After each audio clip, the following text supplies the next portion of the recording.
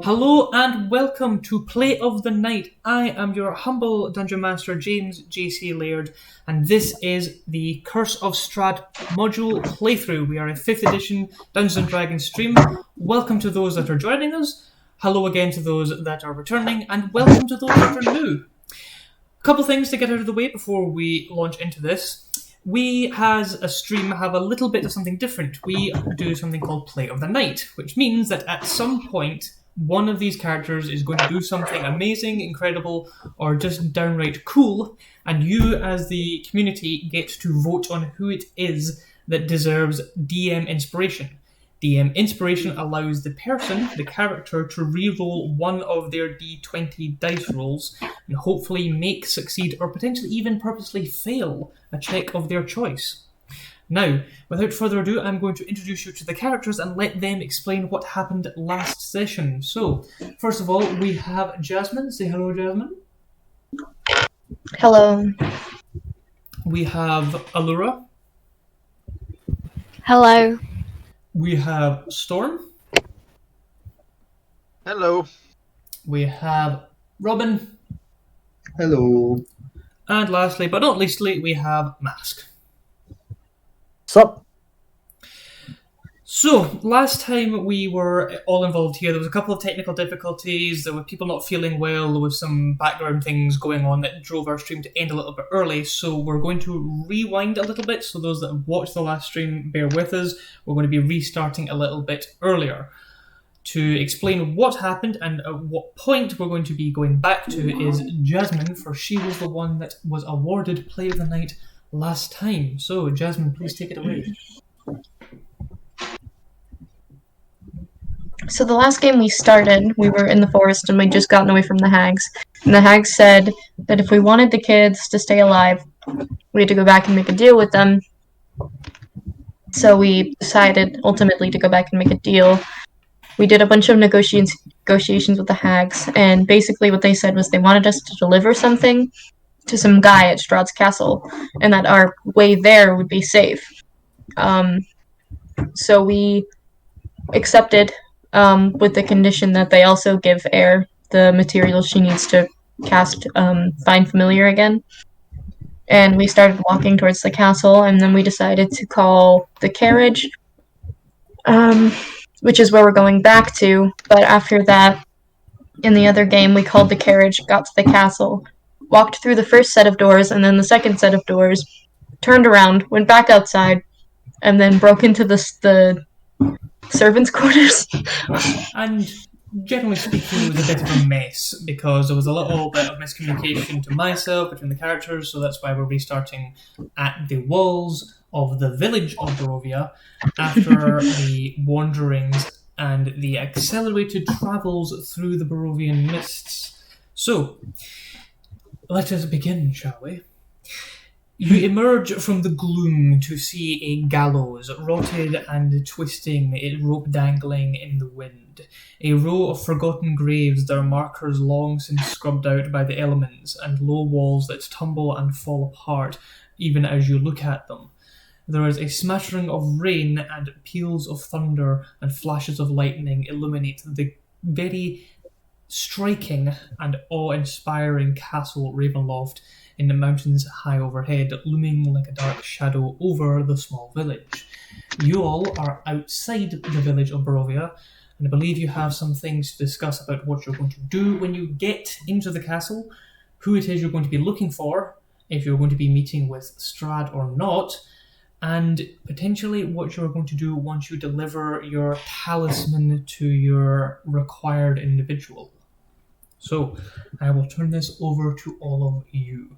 It is fairly early evening, so we're talking perhaps 4 in the afternoon. So that means that by the time you arrive, dinner proper will be required.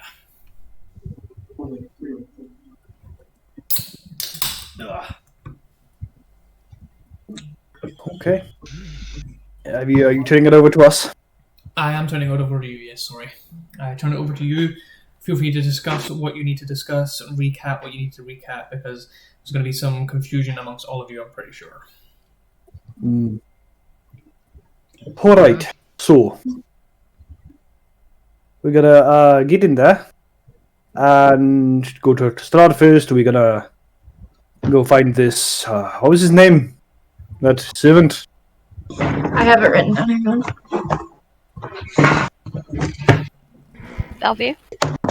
Yeah, Bellevue. Cyrus Bellevue. Okay. Do you want to go to him find him first, or do you want to go straight up to I mean, Mr. Devilman? we I need to don't. complete the deal, right? But I don't know if sneaking into his castle is a good idea. So I think we should see him first and then see the servant. I mean, it's not like you won't know we're there, so fair enough. As long as Mhm. we can find out at some point, that's fine, I'm sure. I hope so. Okay, so we go to Strahd first then. That's fine. Weren't we planning to give this? Are we telling Strahd about the hag situation since we landed on telling Strahd about the hag situation? Before, will we give the necklace to? Well, Bellevue? either way, we have to give it to him. We can't not. But so that has to happen. The question is, do we tell Strahd or not? Which I believe most of us said yes. But if there was some contention, we can go Would over he it again. allow us to still give it to the guy, even if we tell him we're about to give it to the guy? I do not trust Strahd that Strahd would not impede our bargain because of it. No. But why? What benefit is it to him? What benefit it is it to him? To him? It prevents the hag scrying on his castle and finding out new information about him. No, That's true. sorry. You said he would. No, what benefit is it to him to impede the deal? No, But to because not impede. The deal. we give it to him, and to not impede the deal. Yeah, well, if we There is- complete the deal and then tell Strahd about it, all fine. We are squared away. No possible that we've already completed our end of the bargain. So whatever, it's by the by. Then we did like hey Strahd, we had to do the thing because literal contract, otherwise people would die. And if he understands, great. And maybe he'll make us his pawn instead, in which case bad. Alternatively, he tries to kill us and we run away. Are we going? Forge is making a just. There is this face on Forge that just goes, "This is really badly planned." It's that face of.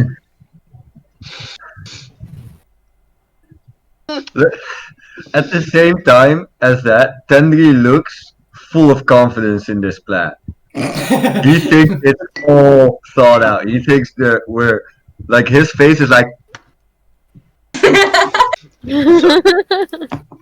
Part of it. My suggestion would be to see if. I dislike being underhanded. We are not being underhanded. We are protecting ourselves, and then afterwards ensuring that we are doing we are doing the right thing by informing him. Our hands are currently tied. We must do it regardless. We cannot risk that he will stop us from completing the deal. I believe So we- Faye had a good idea that was either mentioned or retconned. If you want to introduce that idea, Faye. I can't remember. Does anybody else remember what the idea was? Writing it down in a letter and giving Strahd the letter so that the hags wouldn't know that we told Strahd, and so that Strahd could read it at a later time. Yeah. I mean, all of this is moot if they're relying on us right now. true. If they're spying on us right now, then they already know that we've tried to plan against them. Yep. In which case, they kind of expected that. I mean, of course they Exactly. They will be doing everything in their power to plan against us. They're hags. Faye, I also will point out, just as a reminder, pointed out that currently speaking, you have the moment of you are trusting in the hags to hold up their end of the bargain. And if you go out of your way to wiggle out of your end, then they will go out of their way to wiggle out of their end. It's a guarantee to incite them to be manipulative. Doing it as openly and as calmly as possible minimizes their incentive to try and double cross you. But it doesn't mean they won't, especially after we literally broke into their house and tried to stab them multiple times. True, but I'm just saying that was a good point that was raised that I think should also be reintroduced. Give credit where credit is due. That's fair. So we hand the letter. So we hand the trinket over. We find the servant. My suggested order of operation would be: we find the servant, hand over the trinket, points at the necklace, to the servant, and then we go and talk to Strahd. Do you want to tell him with a letter still, or do you want to just tell him? No, we should do it with a letter. Yeah, if we What do want do you want to write on letters... Sorry. What would you like to? What do you want to write in the letter? Just the hags are spying on you? I don't think that would be much clarification. Well, I mean, you've missed a step there then, clearly, because you've almost got there, Tendry, but then what's to stop us just writing more information in the letter? We can just do that. Why would we not? Okay. we just write the scrying on you via this artifact that we just gave to your guy. Yes, I like it. And Tandy takes out a little notebook and starts scribbling. They are scrying on you using an artifact necklace. Tendry, who's they? Stretch out they. And I like how Tendry is speaking as he's writing. May I suggest that we phrase it as such? The hags at the old mill are spying upon you. Full stop.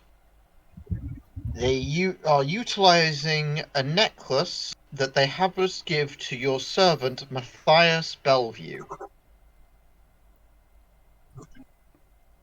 We should probably add that we had to give the servant the necklace and didn't do it of our own free will. You should add that. You should add that on that we were under a Gias to do so.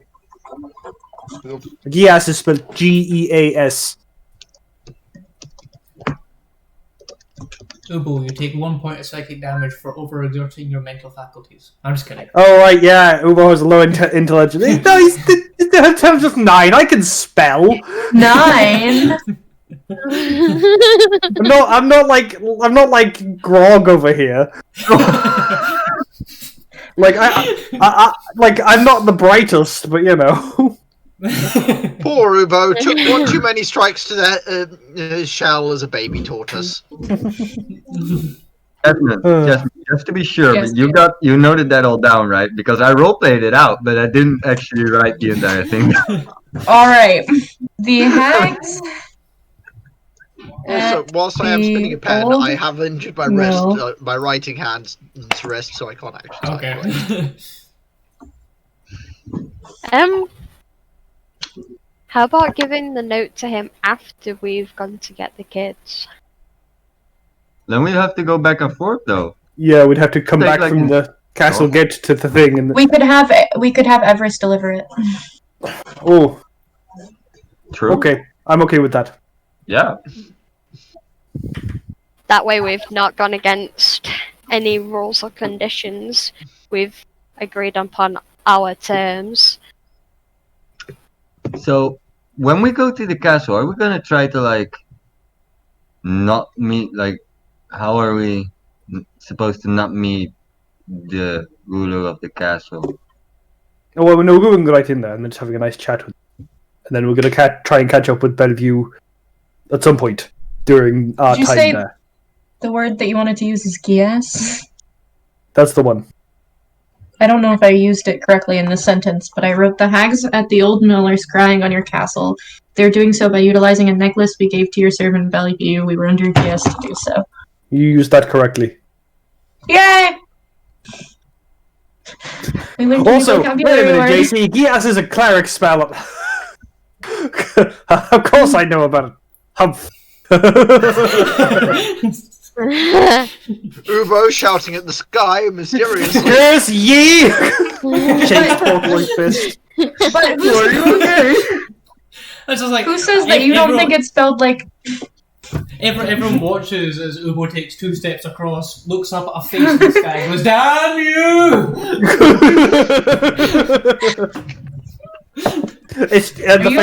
The face is just JC, but looking really smug. Clouds, man. They're forming his head.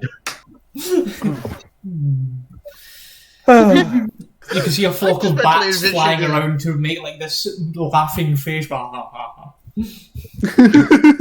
I'm just mentally envisioning this as the arguments between the narrator and the characters in George of the Jungle. That's great. I love it. I love unreliable narrators. Who were you arguing with the narrator? Did do. So you're going to head up to the castle and you're going to meet with Strahd and you're going to hand him a letter for him to open while you skedaddle off and try and find your servant. No. No. We're going to find the servant first. No. Okay. No. Yes. We're finding the Let's servant. clarify because we're all disagreeing here. Owl. Letter is going with an owl. Yes, that much is Okay. I think we agree on. But are we going to see Strahd first or the servant first? Either is fine. Bellevue. I don't think that we should be sneaking through his castle. That's the thing. I think that's just going to annoy him or make him curious, and that's not a good thing to do. I think we should meet with him, and, like, we're supposed to eat dinner with him, right? Bellevue's probably going to come serve dinner. And if he doesn't, then we'll find him eventually, and then if we still don't find him, we can start sneaking around then. But to just go and sneak around in his castle, he's going to know that we're there. Okay, that's a point well made. Valid point. So I guess the next question. So I agree. So we're going to once we're in the castle and have had dinner with Strahd, we're going to try and deliver the trinket to Bellevue. Correct? Either Presumably- during or after the dinner, yes. Are we going to try and be sneaky about that, or are we just going to be walk up to him and throw it at his face? We can I be would sneaky say about it. Sneaky. Yeah. Okay, I can't do that. That's Neither- not. Everyone looks at Faye. Everyone just forged some Specific- gestures to their everyone- towering armored self. Everyone looks at Faye and it's imagine Faye's like, have I got something on my face?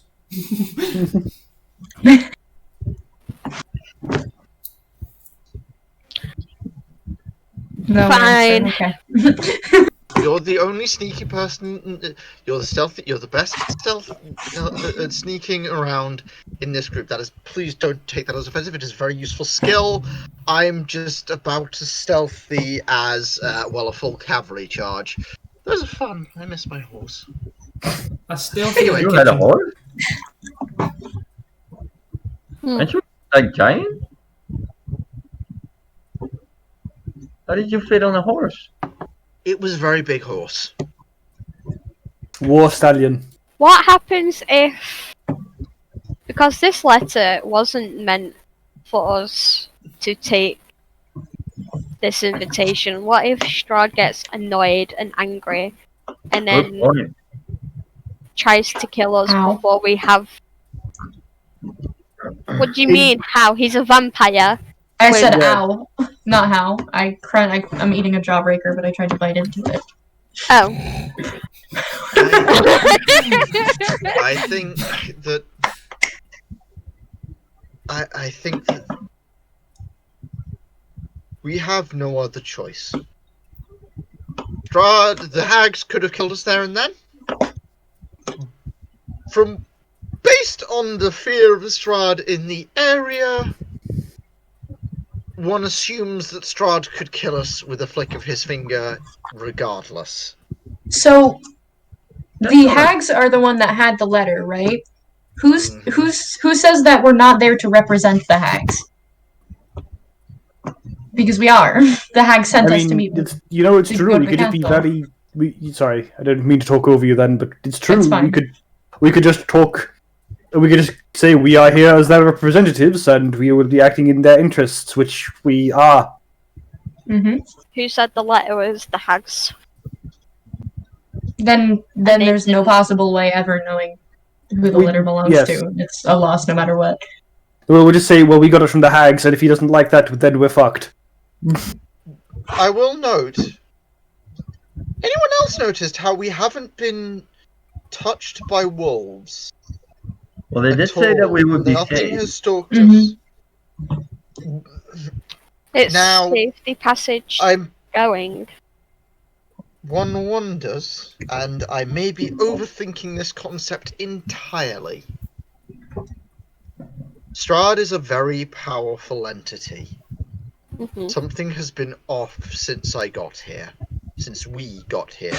I've walked the valley between the two cities that are currently escaping me at least twice before and never end up in Land of Mist.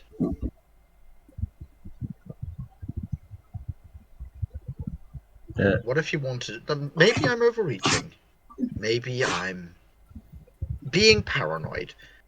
But what if you meant for us to get the letter? What if we'd have got one anyway? You, as in Ubo, Faye, and Air, know from speaking with certain peoples in the village of Barovia, and specifically the now deceased priest, that many adventurers across many hundreds of years have been dragged into Strahd's domain, and he enjoys tormenting and toying with them. So it is definitely not a reach to say that you are designed, manipulated, forced into, coerced, and are now brought into a situation where you don't like it, and he is enjoying this because he likes causing things to people that they don't like.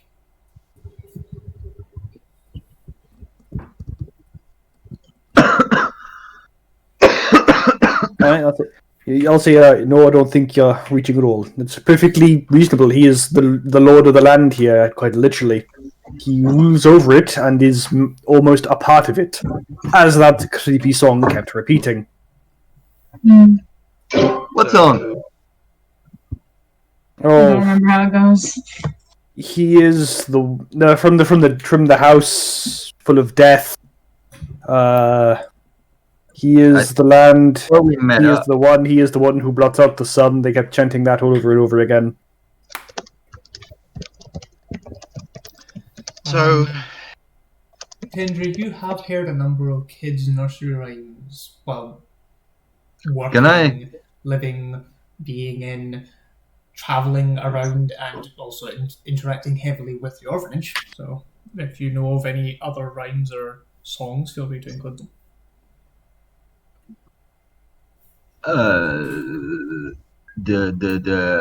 I know a bit of the campfire one, the mist one. Go But on. then doesn't. Fuck. He doesn't actually know this one. You do.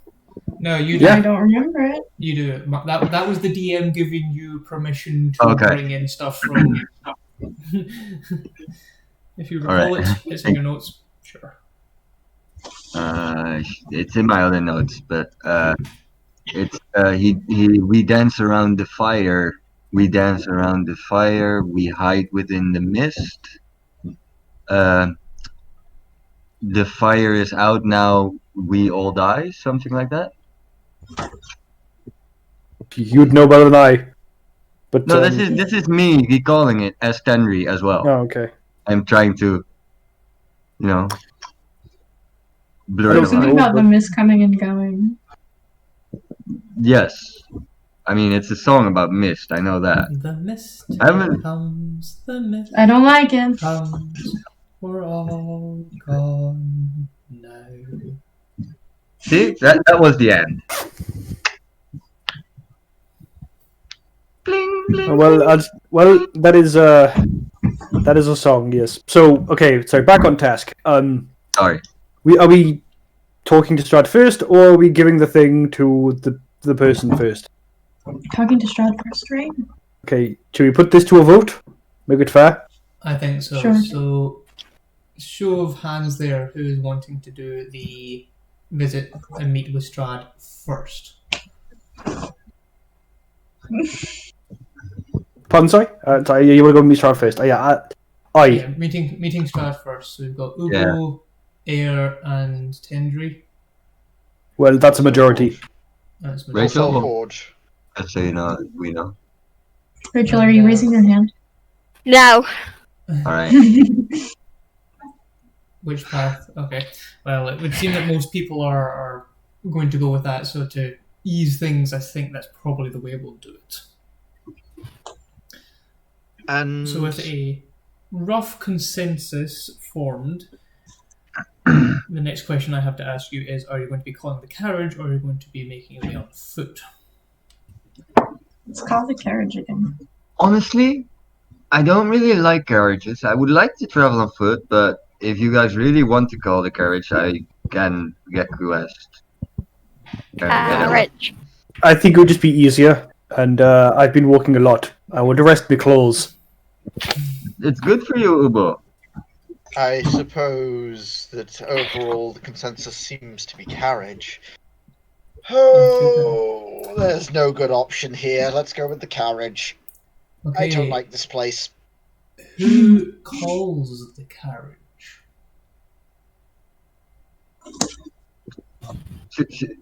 Shall I sing it a song? I'll do it. Alright, Ubo. I'll read through the letter again. It says the carriage can be provided if you just ask of the night sky, right? Yeah. Ask of the sky who provided. Okay. I'll read it again and just be like, can we get a carriage, please? Thank you. More enthusiasm, Ubo! No. We need a carriage! Okay, I just found out Ubo's new nickname for the next time we do initiative. No. So as For those Keep in the on stream your- who are watching who can't see our initiative trackers, I've been so far been called U-boat and what was the other one? Uno. Uno. Yeah. I look forward to the next one. The next so one's gonna be great. as you three individuals call out for the carriage, you feel something is just not quite connecting. Like, it doesn't feel like something is listening. Okay. Oh, great Strahd, master of this land, might you please send us a carriage so we may make our way to your humble abode. Please and thank you. Can I play background music? Forge is just looking at Uber like, do you want soap to wash your mouth out? Please, yes. As Tendry begins to play, you all feel a presence suddenly wash over you. The second Tendry stops, it's as if that presence, that gaze of an unknown eye, moves away. Huh? You gather that The music. Play the music and call upon Strahd to bring us the carriage at the same time, maybe? Alright, I will, bling, bling, bling, bling, bling, bling.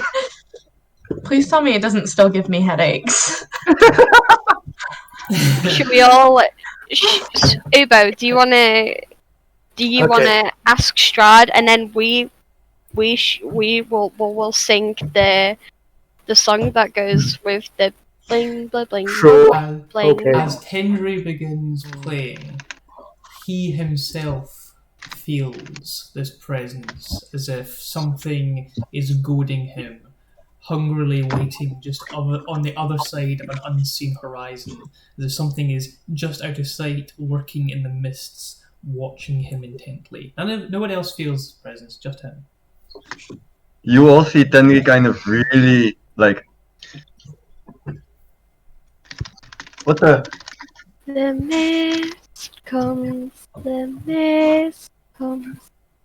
Would you happen to have a carriage for us? And as he says that, it's as if someone else's words emanate from him.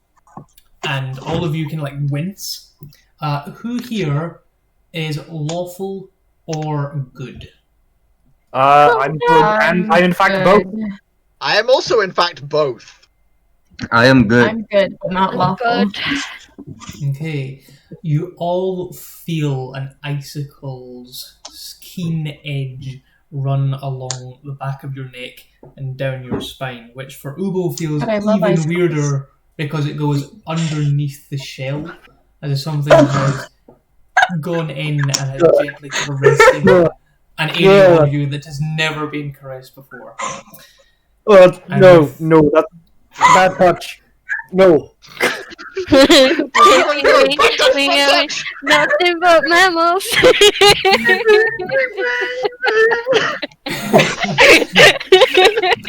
And in that moment, as it was bling, bling, bling, bling, bling, bling, the mist comes to you all shiver as one, as suddenly emerging from seemingly nowhere, two immense black stallions. Horses that even Tendry can admit, yeah, that would carry an Ubo or a Forge. Yep, they're big enough horses. Come stomping out with a very intricate, beautifully carved and ornately designed black carriage. It comes to a halt on the crossroads of which you stand, and the door swings open, yet no one is there to be seen. I look at the doors. I look at myself. I get on top of the carriage. I'm gonna climb on top with him. Keep him company again. Detect evil. Okay. I'm going to cast Detect Good and / I'm going to use my Divine Sight thing that I forget the name Divine of. sense. I'm going to use Divine Sense. Anything? Are either of the? What am I staring at? Why do I get the feeling everything around me is undead? It is so you cast your senses out, and your vision is obscured perhaps 20 feet. And as your sense washes away from you out to 60, you spin round, drop down into defensive position, and draw your sword. For there is a lot of undead who have been lingering in the background, waiting for you to not follow the guiding and the protection that has been afforded to you. And you can feel them walk forward, and then it's as if they blink, and then they appear again 5 feet back, and blink and 5 feet back, and as if lots of things have been trying to get at you, but something or someone has been holding them back. You all see Forge as Ubo goes to climb up on top, and his turtle... Get in the carriage now! What? Why? Go! Don't ask questions, just go! Okay. Okay. You don't have to shout at me. Very quickly, everyone rushes into the carriage and the doors close. And as it does so, it's as if the fog peels back and you can see an undead army has formed on the peripheral of your awareness. And you can see all of them turn away from you and begin to move in shambolic random directions. Some of them lashing out at each other, others moving into the lake where their bloated bodies float for a moment before drifting back down. And you all, Ubo, Faye, and Air, notice a skeletal horse and a skeletal rider with a lantern raised, and a lot of them seem to be interested in it. The lantern is now lit. What's that mean? The boy. Is he being attacked? He seems to be leading them. Oh. Is he the one keeping them from getting to us? You are not sure. They are now... It is as if you have disappeared from their understanding of how to track you. So, Forge is just sat there, like, pupilless eyes wide, staring out the windows, going, that is far too many undead. Far too many. What is this land? Bing, bing, Why- bang. What happens if we take a step outside the carriage? Do they turn around again? Let's not Do find you out. want to risk it? Yes. There are Okay, far too Ian, I'm many just of going to them. stop you from getting I off the cannot- carriage. Yeah, I Air cannot is going hold to... you from all of them. If I get back on the carriage, they're gonna stop again, right? This is Strahd's carriage, so I'm not gonna attack it. Let's I not. don't see the point in risking this. What's the benefit? Can I just put my toe on the ground? I just want to see, But why? because I'm curious. Do you think that's a good enough reason? Of course it is. I vehemently disagree. I'd rather not risk our safety for the sake of your curiosity. No offense meant. But No. No buts. knowledge is power. You know it's not power. Being ripped to shreds by a horde of undead. But we're in the carriage, and we know that the carriage will protect us. No, we don't know it'll protect us if we start not using it. Just one toe. The No. carriage begins Stop. to move. Aw.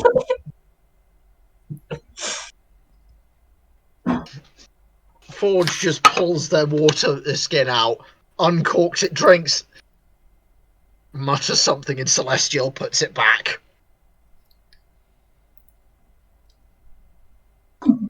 Swearing at Ubo in Draconic. I shrug in Aquan.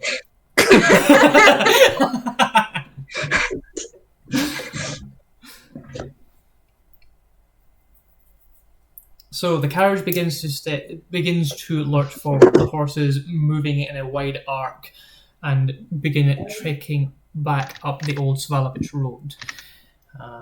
Feel free to interrupt me if you want to discuss with anybody anything. I have a question for Ubo. Hit Go me. ahead. Why do you worship Lythander anyway? Like, is that why does that sound like an accusation? It's not an accusation, it's just, in my opinion, you can worship someone much better. Really? Yeah. Really? Your opinion is curious. there are better gods. I'm just trying to learn more about you. I'm And you thought you'd start that off by humble. insulting my life's cause. I am not insulting you. I'm just trying You're to just give saying you it's guidance. inferior. Yes and no. No, just yes. Okay, fine. Would you like me to take that foot out of your mouth for you? You don't look that flexible. Just enlighten me.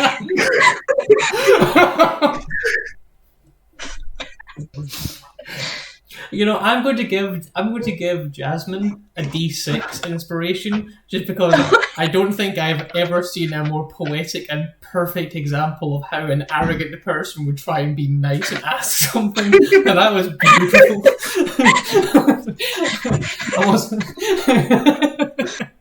I'm also going to give a D6 to Ubo there, so would you remember to get that foot out of your mouth? You don't seem that flexible. I'm giving you a D6 inspiration for that. Brilliant.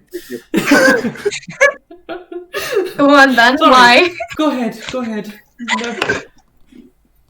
Well, the reason I worship Lythander is because he promotes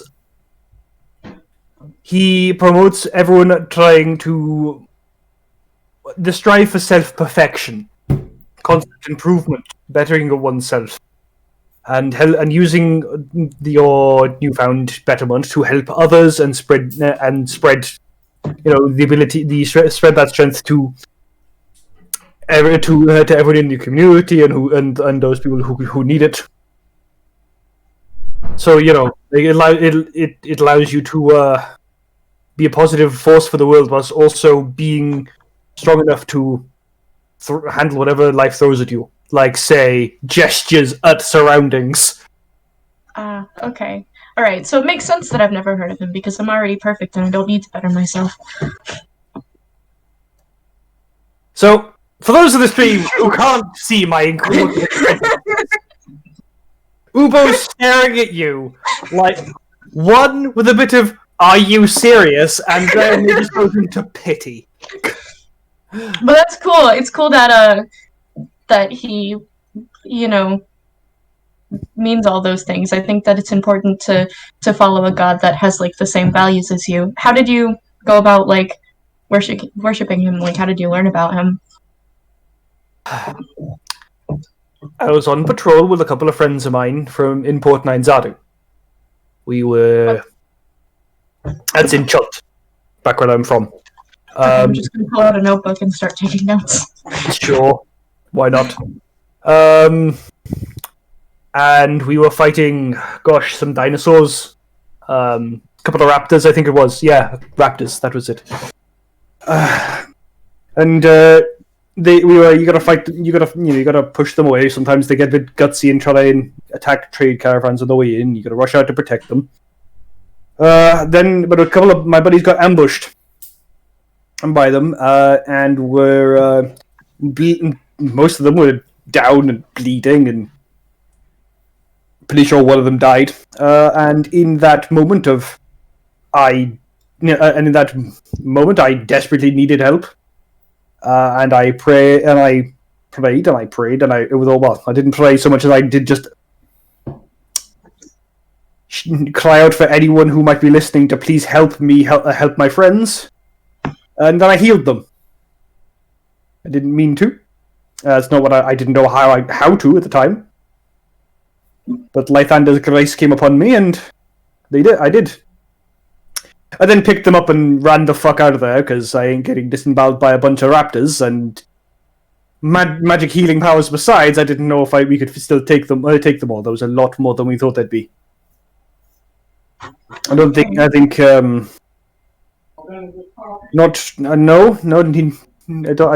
think one of the traders didn't make it, but everyone else made it back okay. That was not my first instance of that. That was not my first. That was not my first introduction to the faith, but that is why I became a cleric. And I figured that was more pertinent to the question you were asking. How did you know that it was Lythander that helped you? Well, I could feel it. I could feel his presence, and I don't know. I just knew. And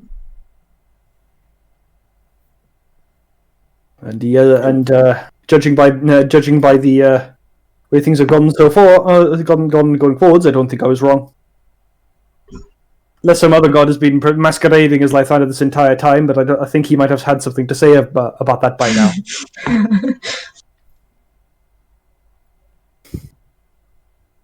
But what of you? You ask questions of my faith, and frankly, you belittle them, which is incredibly rude. And you also seem to think you're perfect, which... No. No one's perfect. Least of all you. How do you... What gives you the capabilities of measuring someone's, perfection? perfect? Well, you are not a literal god, so... there's that. You, in an attempt to make friends with me, insulted me twice quite severely. So you are clearly lacking in social graces. I look at your arms, go, you're not particularly strong, but, I think the main reason I say you're not perfect is describe perfect. Me! Exactly. Me, dragons, my father, my brother. If you weren't a narcissist, the answer would have been, it depends on the situation. Because what makes a perfect doorstop does not make a perfect window. A perfect X or it cannot be a perfect Y. But we're not talking about items, we're talking about beings. Yes, and right? if you think that someone could be inherently better than other people, then I am deeply concerned for your moral standing. What do you mean?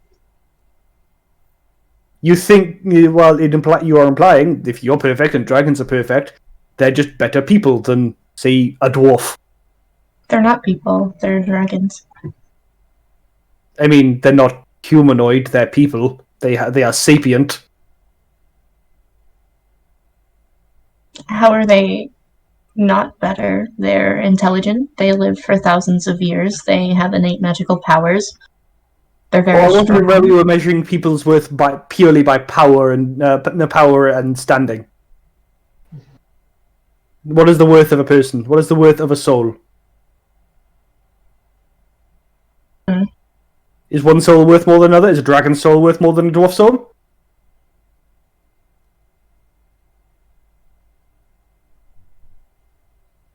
Is it? That's the question you need to answer.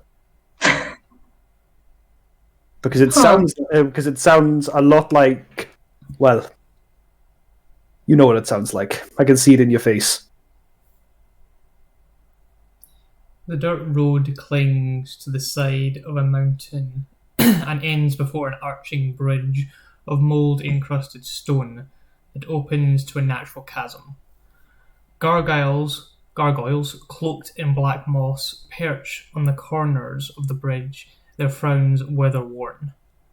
On the mountainous side of the bridge, a waterfall spills into a misty pool nearly 1,000 feet below.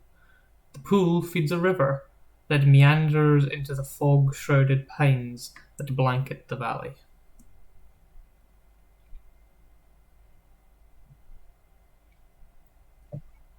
The carriage then I'll take comes to a this. turn. Sorry? The carriage then comes to a turn, and you can see Castle Ravenloft up ahead, though it is still a little distance away. I'll take this moment of silence to just go, I've seen you mean well, but you seem to have some very confusing thoughts as to our place in the world. What do you mean? Our place here? Like Turtle's Mortals. place? Mortals.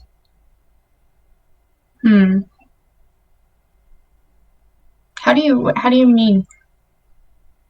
Well, you seem to think that. Well, what do you? It feels like you just feel that might makes right, and from the way you've acted, it doesn't seem like that's what you actually believe, but that is what you were saying. Can you give me an example? You just said that you were just when I asked you, are dragons better? You just said they're more powerful and stuff. Mm-hmm. But from the way you've acted, you're helping the people of Barovia. You've been helping me on my quest, and our fellows here. Just because I think that dragons are stronger doesn't mean that I don't want to help protect the people who I think are weaker and need protection. Okay, good, because yes, there is a reason that I worship Bahamut. Perhaps I was too quick to judge based on your what you were saying. A bad habit of mine. I grew up with my father, who's a dragon, and my brother, who's a dragon. Not with many humans. So when I see a human, I see that they're not always born with magic like dragons are. They don't have the intelligence that dragons have. They die much quicker than dragons do. Like, I'm the same age as my brother now, and he's hundreds of years old. You know how weird that is? Yes. Did you know turtles only live to 60? Really? Yes. So that is very weird for me. But I will admit dragons are more powerful. That's not in contention. They are, but I guess I suppose are they worth more because they're powerful? Is the question I would pose to you. Isn't that subjective? Precisely. Okay, good. Okay. Throughout this, Forge has been just running their hands over the pendant at their throat. Like the shield sat What is to the one pendant? side. What does it look like? What's The it made out pendant of? is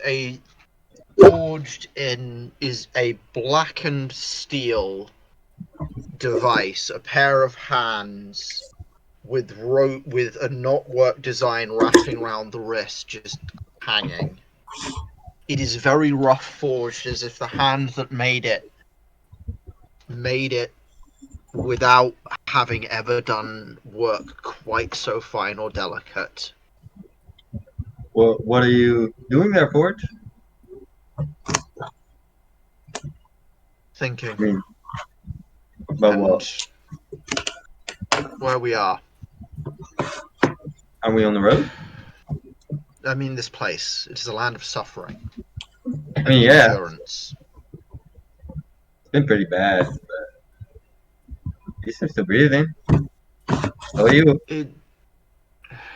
Ever since I have been here, my connection to Almeta has been dimmed. What do you mean?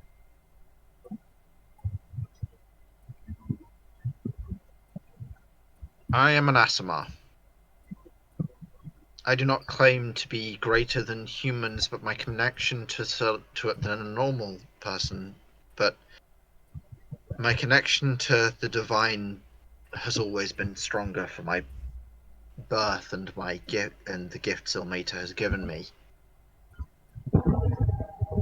I have never been able to directly speak with my god, but there has always been a sense, a feeling that dragged me in a direction. Here it is as if everything is shrouded by a blanket. As if the very faith itself is beyond my reach. That's weird. I mean, I can't say I'm familiar with it because, I don't really believe in any specific deity like you seem to do. It's not Does that it? I believe. Go ahead. Sorry. No, you go ahead. Sorry. I should listen till you finish. No, fuck. Shit. Does it hinder you in what you are normally able to do? No, my powers seem to work. It's just It's like the connection's been blocked. it's like it's quiet. It's the closest there has. Imagine a hum. Imagine a song that has been there throughout your entire life, even through its darkest moments, and then it's gone. That sounds pretty worrisome. Yeah, and it listening to them, it just clicked. And this place, and seeing everything. I'm sorry to hear that, man. If there's, anything I can do, is there a song related to your faith that I could play for you, maybe? No, I think, like many things, this is a trial to be endured, and I will endure. Faye, you actually, as you listen to Forge in this regard, you can relate to this in a limited capacity. Well, your magic isn't spiritual, it's much more nature bound. But even as he's talking about it as if there's like a blanket or there's something missing or it's been changed, you can understand that because the entire time you've been here, the magic that you would call upon to do whatever is as if it's congealed, as if it's got some form of film, of a crust, of a mucus atop it. Whereas normally you would run, it was as if you would run your hand through a clear stream. Metaphorically and metaphysically speaking, as you run your fingers through that stream, it's as if you can feel sludge, pond muck, and frog spawn clinging to your fingertips. And you can definitely relate to a blanketing of power, of a warping of it. You can definitely relate to it in that way.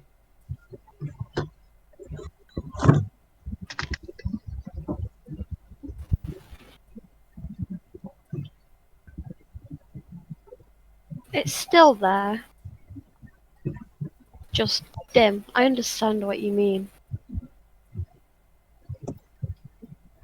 Just know that when we have done what we need to, the feeling of what you felt before should come back naturally. I hope you are right.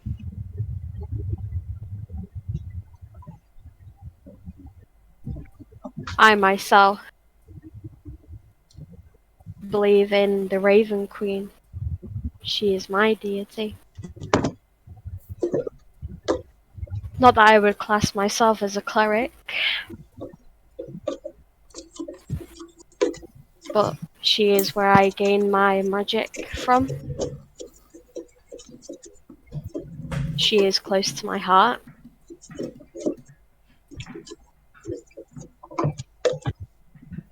But they're always watching us. They're always there if we need them.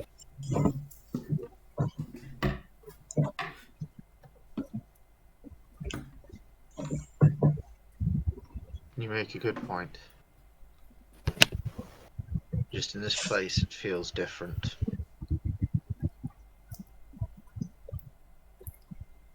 The One may carriage go through suddenly- many. Go ahead. Sorry, I thought you were finished. One may go through many difficulties in their lifetime. It's those difficulties that are in life that will change you for the good, for the worse. That is what you yourself need to realise.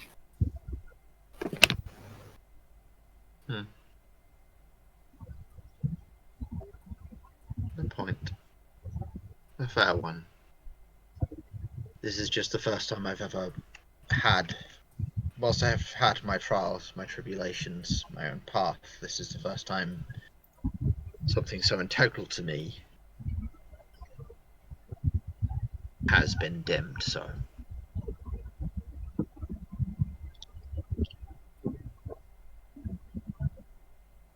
We will walk the path together and we will see where it leads us.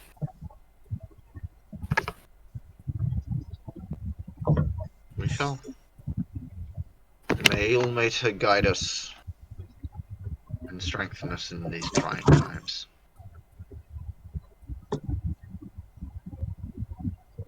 The carriage takes a sudden turn to the east, and with the jostling of the people inside, Ubo, Air, and those who wish to garner outside the window, you see the startling, awesome presence of Castle Ravenloft towering before you.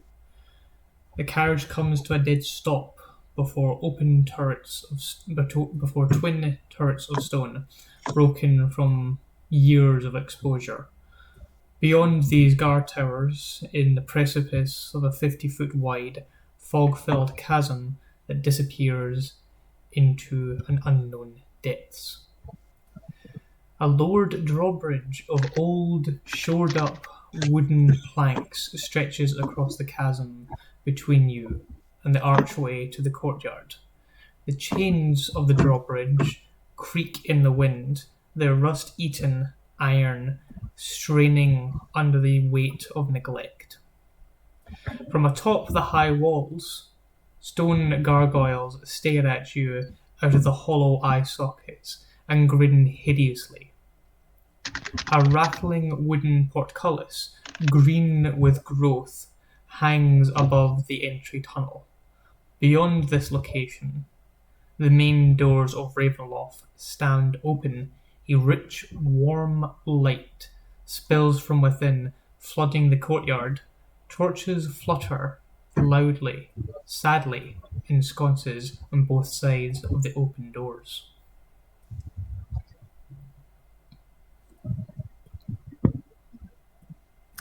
I dismount. I open the door to the carriage and step out. I go over to one of the horses and I stroke the horse's side whilst the others get out of the carriage. I'll follow out. Okay, so forwards unto dawn.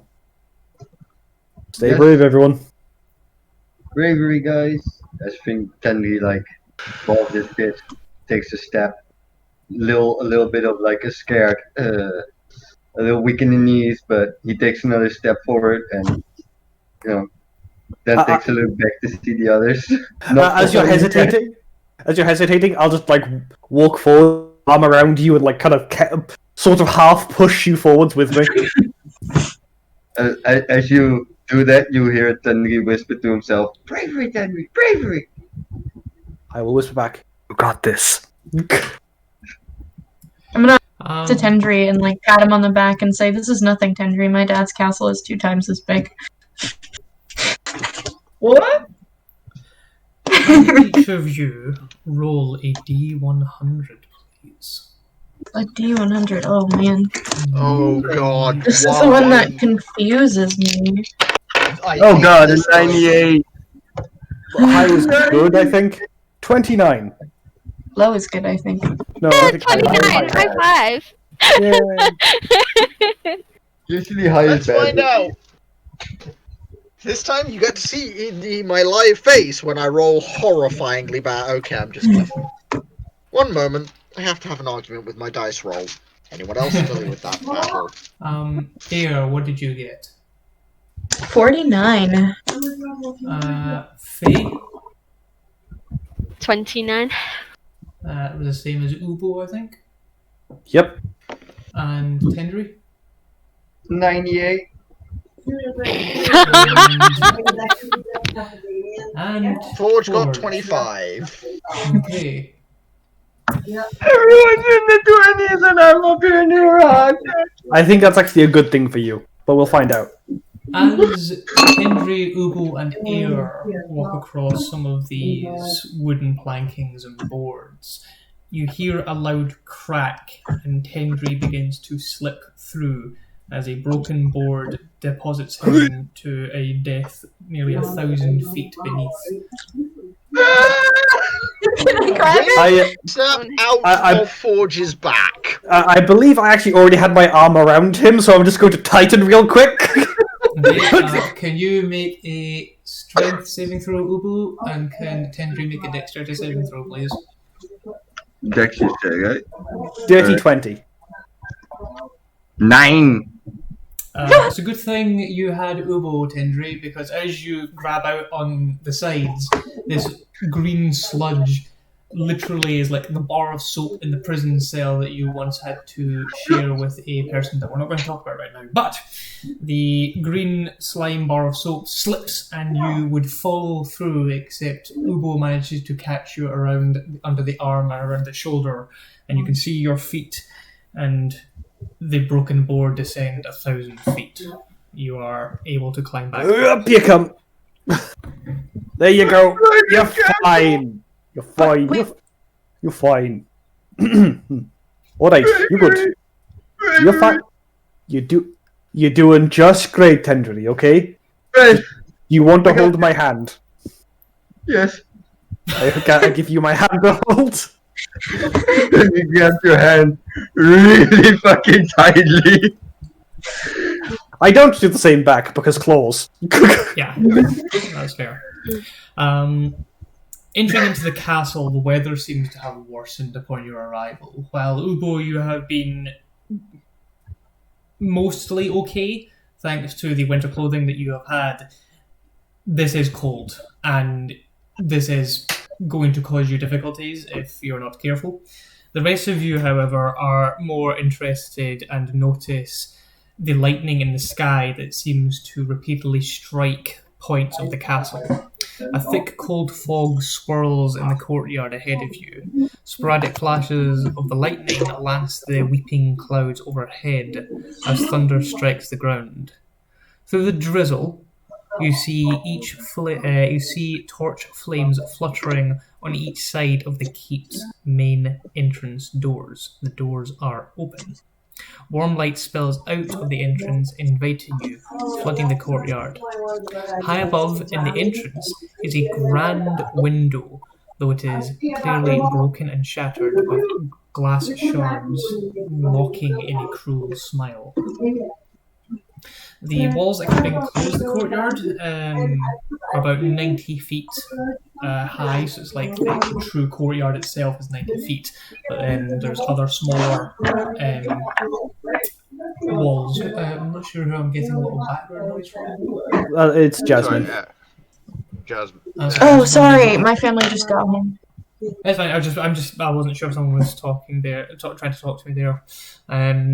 Yeah. So there's the castle perimeter walls are about 90 feet, but there's this open courtyard with much lesser lower walls. And you would gather that if you were to look out across these walls, you would have a very good view of most of Barovia from here. You might even be able to see Vallaki on a very clear day, but as I said, the weather is probably not allowing that. The howling wind almost screams at you as you move between the gate towers and move into the castle proper.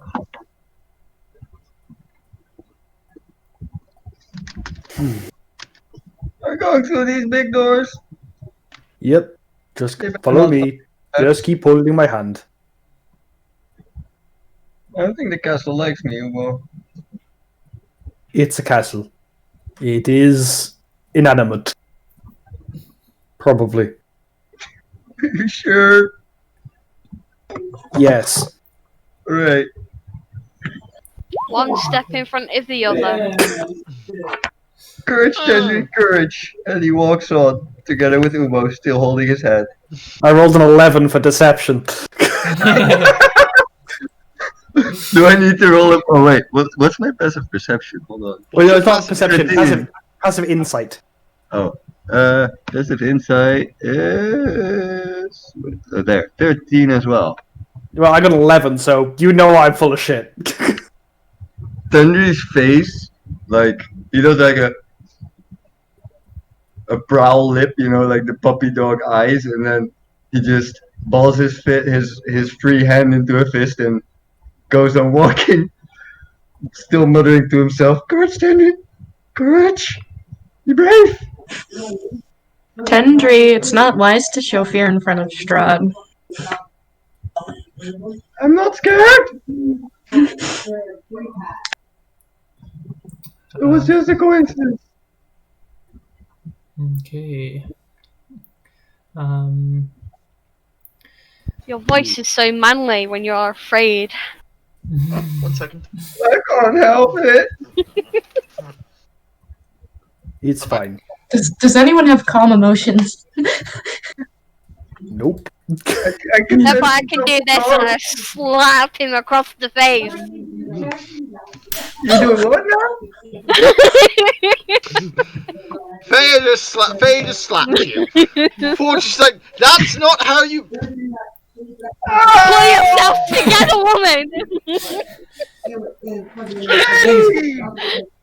Because of the cold, that really fucking stung. Like, everyone sees this red handprint slowly appearing, and Faye, you have to put your hand in your pocket to stop the fact that you're wringing your fingers from the sting.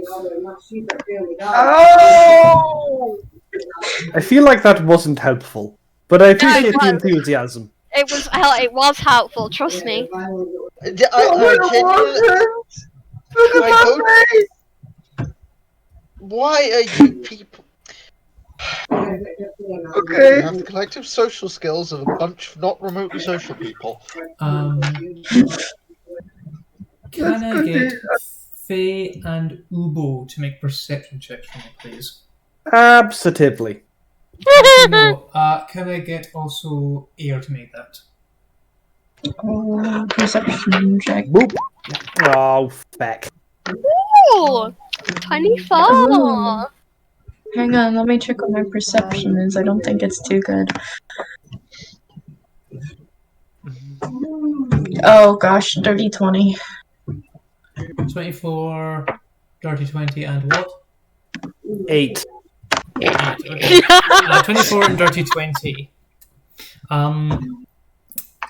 Ubo, you're busy dealing with Tendry and his sudden need to pee and get some aloe vera on his skin. As you slap him, Faye, and as you turn your head away, you two catch in the corner of your eye what seems to be a very beautiful woman standing atop an overlook. She gonna jump? You just catch Does it it in the look corner like of your eye. somebody we know? It was like a fleeting glance. It was as if like someone flicked a light on and flicked it off. It was something that you caught in the streak of light. So she's You gone turn, now? You don't see anything there. Can I look and wait for the next lightning strike? Certainly if you want to move over to it, because you're kind of in the centre of the courtyard, the overlook is off to one side. Yeah, I'll walk a little bit closer, wander a little bit closer. Okay. Let's try to get a better look. Dark clouds overhead drizzle constantly. A flagstone avenue passes between empty outbuildings, leading to a stone paved overlook. The overlook has a low stone wall upon which you saw the ghostly figure. It has neo-Gothic in its design. You stand there. What do you do? I'm just waiting for the next strike of lightning to get some light. Okay. A flash of lightning illuminates the dismal village of Barovia, its rooftops visible above the smothering blankets of fog 1,000 feet below. What is your passive perception score? 13. 13. I'm also gonna look, and mine's 15. Okay. You both move over, and without verbal communication, you both get the understanding that something is off here. But looking around in the courtyard, nothing else seems to be present. What if I call up to her, tell her to be careful up there? So sorry, it's how to word this? By overlook, I mean like a viewing platform. So you step out onto it, and it hangs over the edge of the mountain. You saw someone standing on that overlook between the buildings. Oh! It's not like an upper wall or anything like that. It's on your level. Yes, there is Okay. like outer perimeter, but you're not inside that outer perimeter yet. Can I go over to the overlook and look down over Certainly. the side of it? As you look down, underneath the platform on which you stand, about 100 feet or so, you can see a stone construction protrudes from the cliff's face. 3 dirt cake windows are set into it. Is there like a ladder to get down there? No. If only I had Everest. You can. You guys okay over there? Climbers can attempt it. But it is 100 feet. There's a thing over here. How What thing? far is it? Sorry? 100 feet. Like a hobbit hole in the side of the cliff. Oh, okay. That's weird. I guess in D&D it'd be called a halfling hole. Do you want to do anything with that, or are we just gonna go see Strahd? Should we make a note of it and check it out later? Oh, definitely make a note of it in case it's important. Okay, halfling hole in the cliff. Did we see what the woman was wearing, JC? By the fast glance that we saw. No, because the glance that you saw was this person rush over to the edge, as if like it was that in that brief flash, it is as if someone was running, and then when the flash ended, she was gone again. Oh. Let's check it out after we're done with our business here. Sounds good. All right. With that, shall we? I'll gesture towards the door. Okay. Yes. I will direct you to the Roll20, where we are actually going to be using the map. So let me get that. Let me get that, and let me get reveal area. I do this part here. Bing. And do I've been into the background thoroughly well. I don't think I have a thing on the map at the moment. Yeah, so place it. Let me try again. There's been a rearranging of the. Down at the bottom, scroll all the way Oh, there we go. down. Got it. It just wasn't The doing it ornate- the initial way I was trying to do it. The ornate outer doors of the castle hang open, flanked by fluttering torches and iron sconces. 20 feet inside is the castle is another wooden set of doors. These outer doors seem to be perhaps more of the preventing the siege, whereas the doors on the inside seem to be the actual entranceway. Oh, God, don't leave me! I'm right here. I'm just going ahead a little bit. I'll I'm not scared though. Perhaps Pre- if we are concerned about attack, let the big armored tanky ones go in the front. out of reasonable precaution, but I say one in the front, one in the back. You never know. Oh, we lost someone. Oh, there we go. As Maybe you, I can those that have just entered into the entranceway, the doors in front of you suddenly swing open, revealing a grand hall filled with the sound of organ music. I will step forwards into the room. I will. I will follow. music. Zoom in a little bit so you don't need to see it so much. You see, I grab that to there, and it goes like that to there, there, and then you would also see what's here, and let me get that section. Okay, I think you would also see down to there. Okay, give me 1 second. There's another There's Ubo. 2 of those! What the hell? It's my evil clone! Obo! It's U-boat! Oh no! There you go.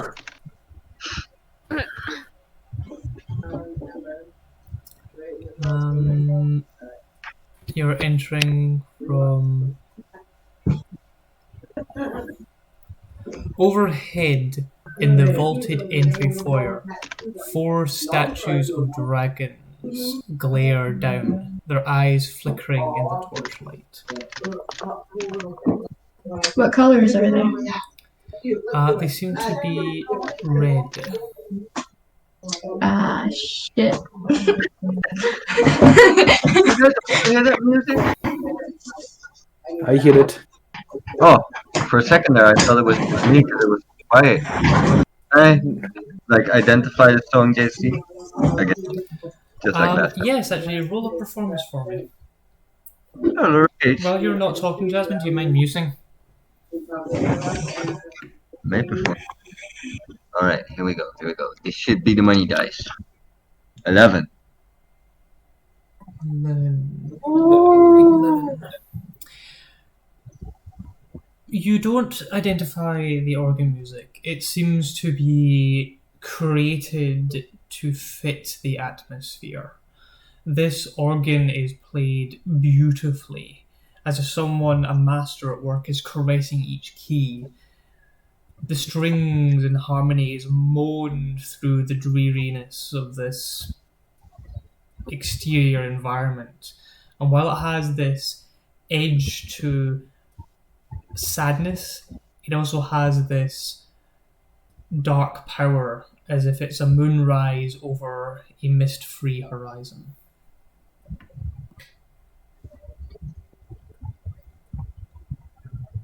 Which way is it coming from? Can we hear that?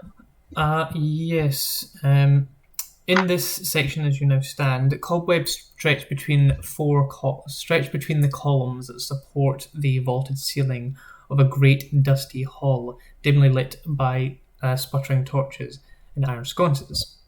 The torches cast odd shadows across the faces of 8 stone gargoyles squatting motionlessly on the rim of the domed ceiling. Cracked and faded ceiling frescoes are covered in decay. The organ music, as it continues on to the next bit. Double doors of bronze stand closed to the east. To the north, a wide staircase climbs into darkness. A lit hallway in the south contains another set of bronze doors through which you hear sad and majestic organ tones. So then we will sort of unconsciously start taking steps towards where the music is coming from. You say that, but then you hear footsteps coming down the staircase. He turns around like on a dime, like snaps. Okay. I think there's someone coming. Hello? An elf with brown skin and long black hair descends the wide staircase, quiet as a cat. He wears a grey cloak over a black studded leather armour and has a polished scimitar hanging from his belt. My master is expecting you, he says. And that's where we're going to take a break. We did it, guys! We made it! We did it. So I am going to say we'll be back in about 5 minutes. We're going to get some toilet breaks, some quick snacks, and some drinks, because I certainly need one. And we'll be back then. So see you shortly.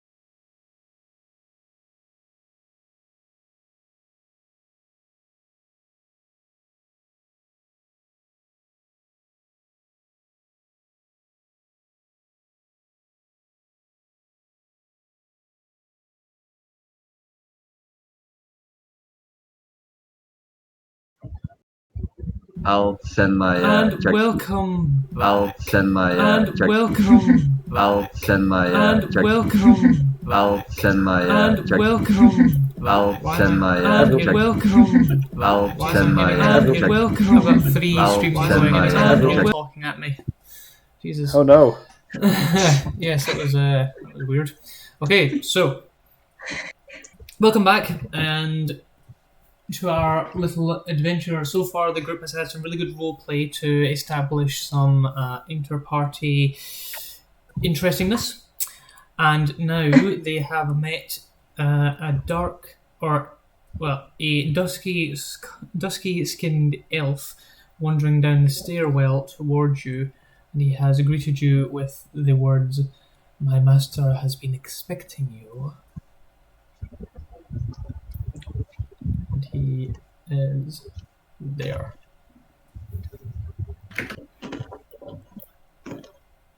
Okay. I'm sure he has. Which way are we meant to go? I will just say, da, da, da, da.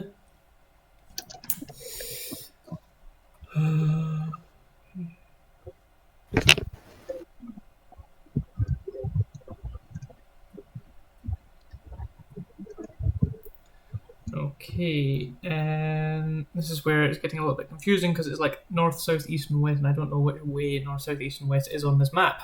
Which, you know, real helpful. Give me 1 second, we need to move the map slightly. Do that, do that. Let me just double check. Okay, it's not there. Great. Okay then. Like so.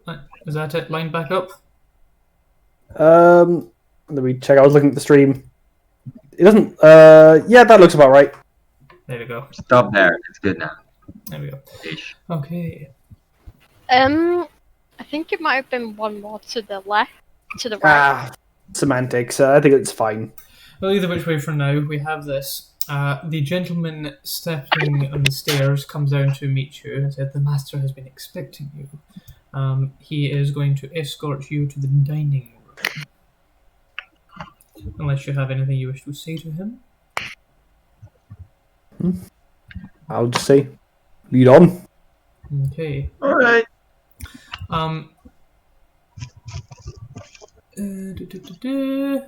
Leads down to that. And up to that. Right, so he leads you along a corridor, which I'll reveal after I give this explanation. Torches flutter against the walls of this vaulted hall. To the east is an arched hallway stretches for 20 feet, ending in a spiral staircase that goes up and down. Next to the hallway, a suit of armour, oiled and glistening, stands at attention in a shallow alcove. To the west, large double doors hang slightly open, and a steady, bright light escapes through the opening. Swells of organ music come from behind the doors, spilling their melody of power and defeat into the hall. So let me reveal the allocated areas for you. Let's do this.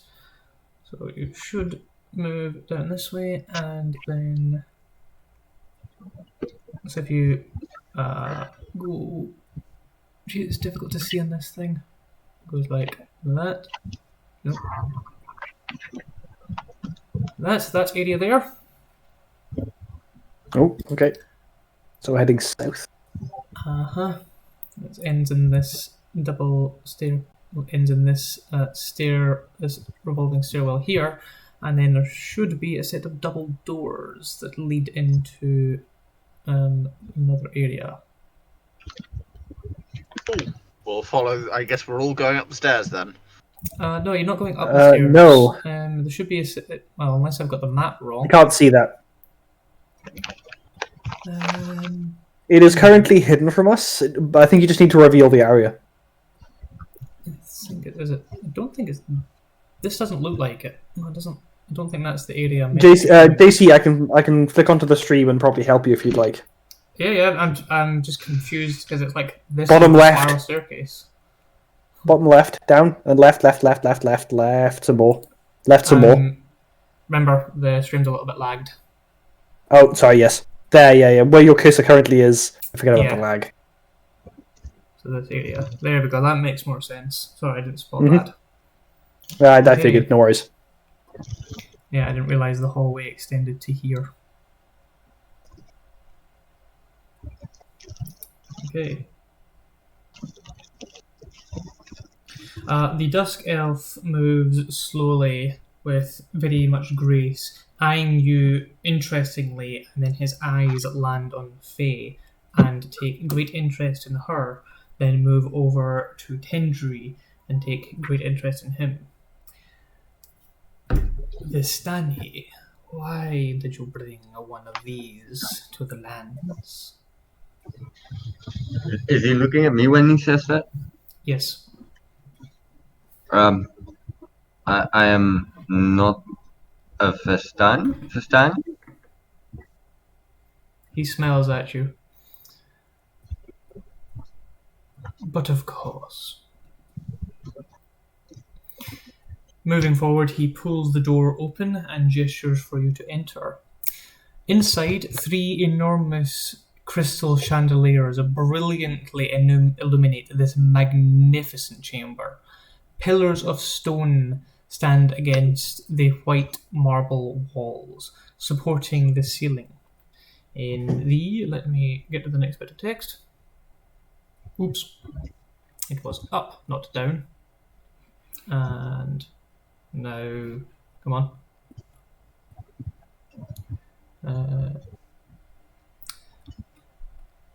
My apologies. In the ceiling, center of the room, a long, heavy table is covered with a fine white satin cloth.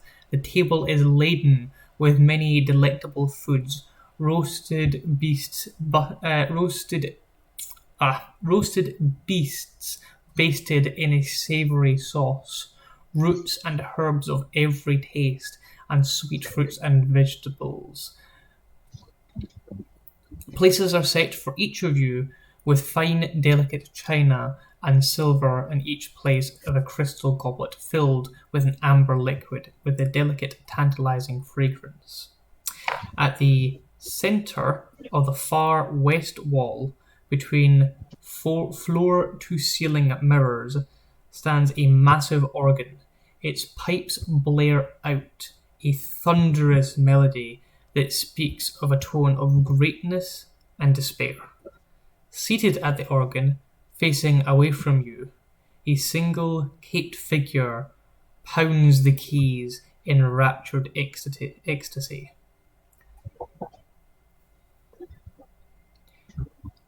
Then these Lord. eyes are fixated on me. The music suddenly comes to a stop at the elf's words.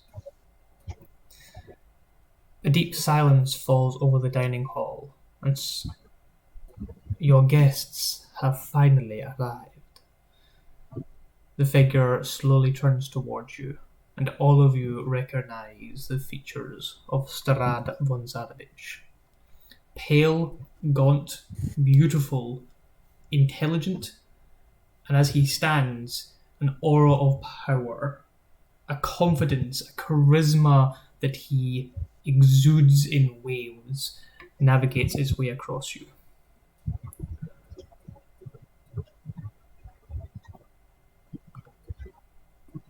Well, are you not going to take your seats? As he gestures towards the various chairs set up for you. Then he does a bow first and then moves towards his seat. I'm gonna go and sit where my character is right there. Okay. Same. I guess I'll sit. Work there. emails. Right. Yeah. Females? Did you go ew with females? I said, ooh, work emails. Oh!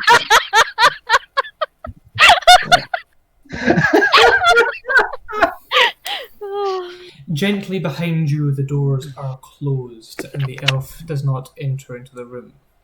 So I'm going to move this figure to here to represent Strahd. Strahd, standing looking at you, gently moves across and deftly seats himself in one of the chairs and seems to smile at you, his fangs glinting. He snaps Nod. a finger, and from a recessed alcove comes this hideously malformed looking figure with dog fur covering much of its exposed arms, one of its eyes lizard-like, ears of a panther, and a clubbed foot, which as he steps gives a distinct clopping noise of a horse's hoof. This creature is an abomination of life. It is horrifying, and it moves and stutters, carrying with it pressed linens for napkins, delivering one to each of you. Yes, that was able of it. Yes. Hands them over to each of you before scuttling back and hiding in the back corner. Here. Thanks. Strahd makes himself comfortable in his seat, lifts a goblet of dark wine, and takes a sip from it. Is it wine or is it blood? You could almost say I'm it gonna was try blood and- red. Can I try and smell it from where I am? It's blood. Yeah! Knew it! Of course it is. I will just say good evening. So I'll say good evening. I was waiting for the proper introductions to be made, but simply it is not going to be happening. Welcome My apologies. to my castle. Oh yeah. He looks at Air. I'm gonna. Yeah. Does my accommodations not suit your extravagant tastes? What do you mean? This is a very nice abode you have here.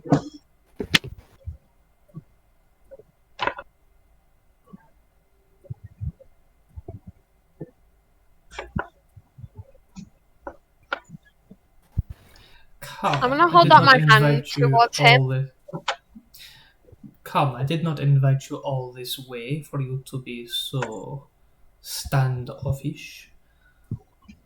You are with a Vistani, and as much as it irritates me to say this, but so long as his accompaniment with you stands, and his agreement with me will be upheld, you will not find harm in the walls of Ravenloft. That I will just say apologies. It is not often we are in company of the Lord of a realm. We are merely unsure as to how to act. As for introductions, you may call me Ubo.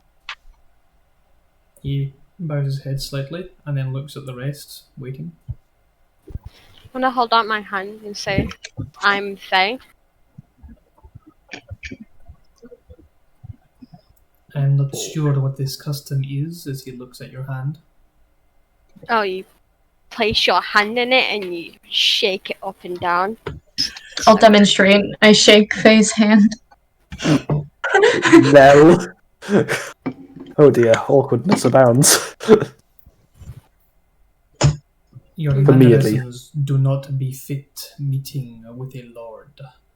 I was a prince. What does? I am a king. I was a general. I'm the baron. I will not be taunted in such a manner. Taunted? I was just demonstrating. As I said, apologies. We are unsure as to the correct protocol here. Could you guys introduce yourselves, please? Allow me to introduce Come forward. myself. I am Lord Strahd von Zarovich. You can address me as my lord, sir, or sire.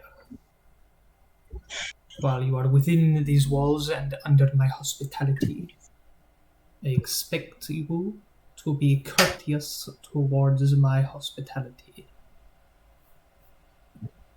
He takes another sip of his wine, placing it down.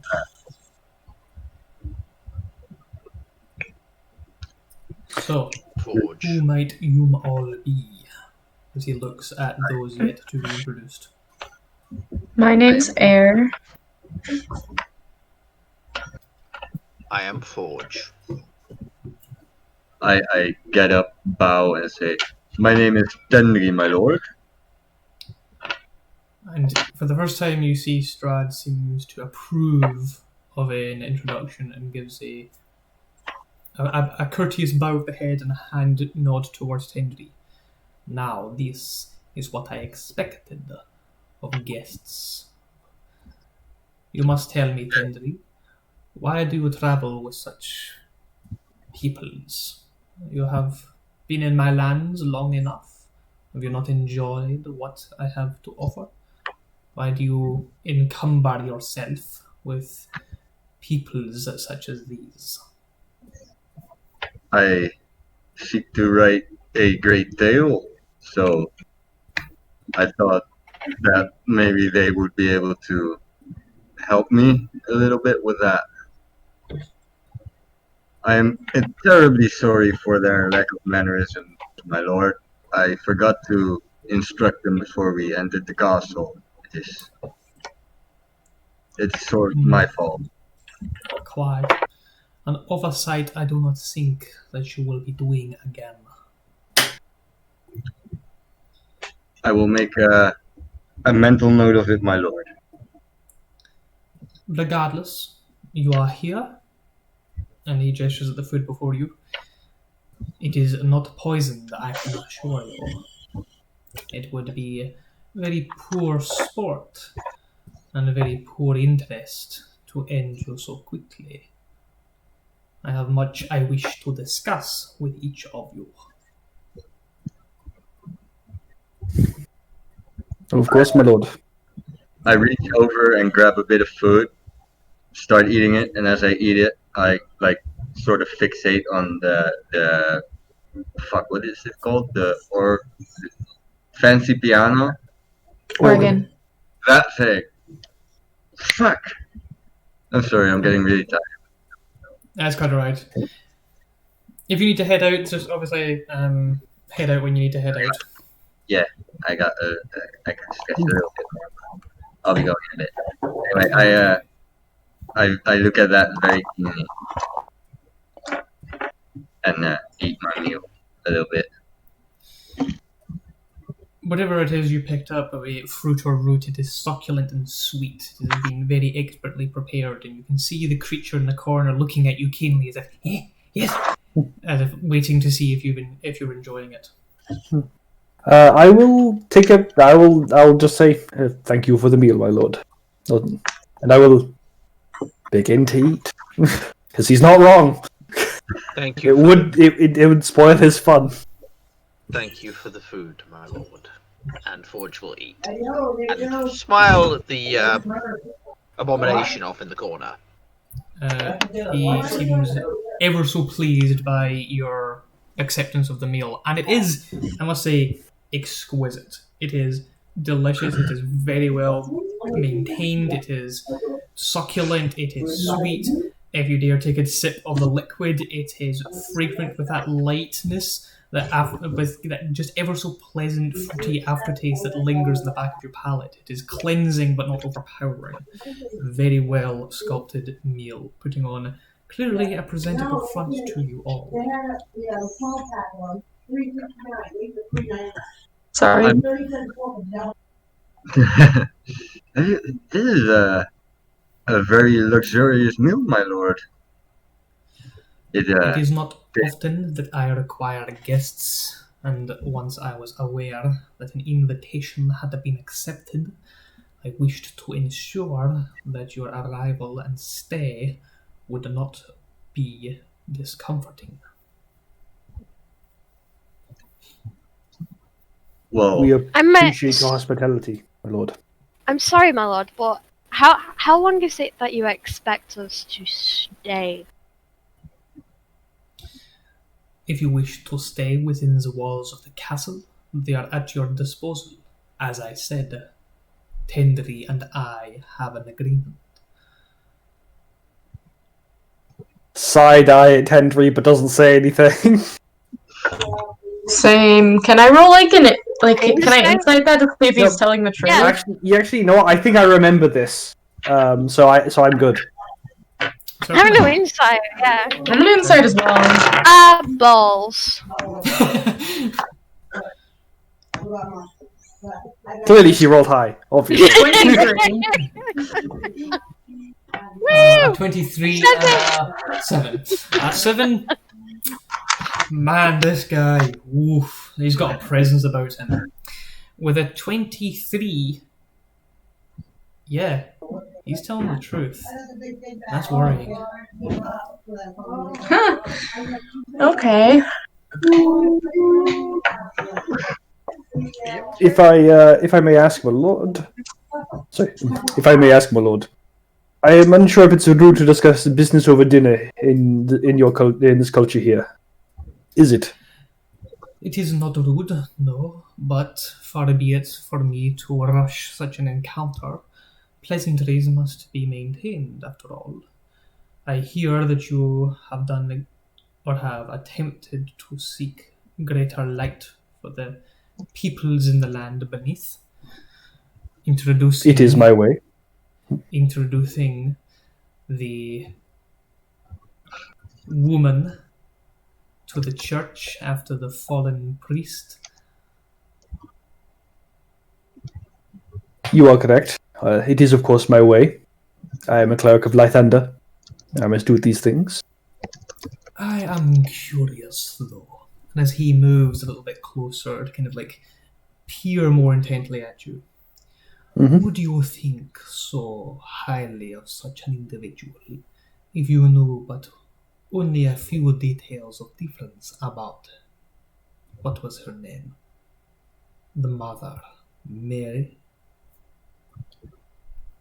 I think that was that her name, JC? Yes. That was her name, yeah.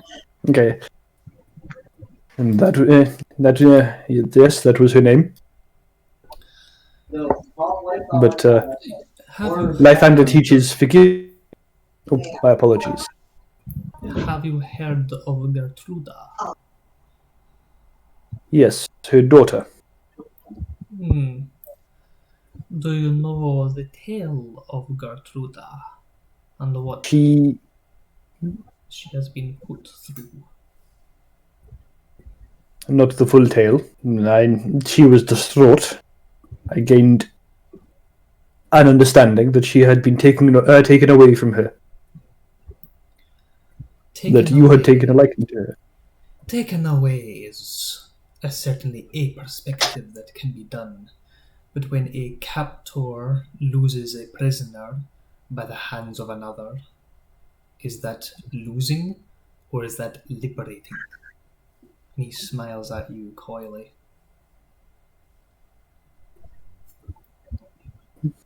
I suppose it depends if they are a willing prisoner or not. How old do you think Gertruda is? By her reaction, I would have said quite young.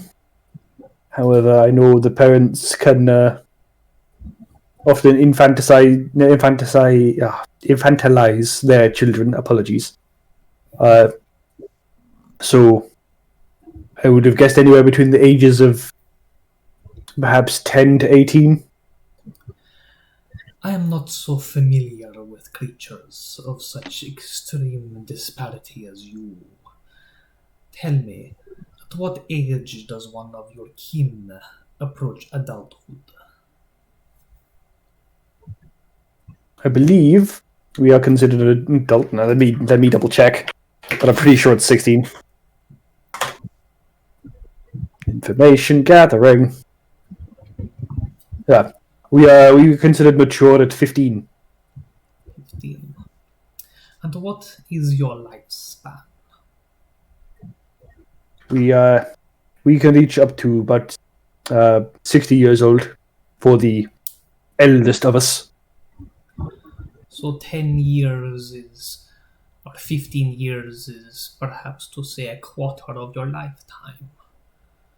Approximately. Could you imagine spending even greater lengths of time within the same four walls? Could you imagine I could not. how difficult that would be for someone to be pressed and suppressed into such an encounter?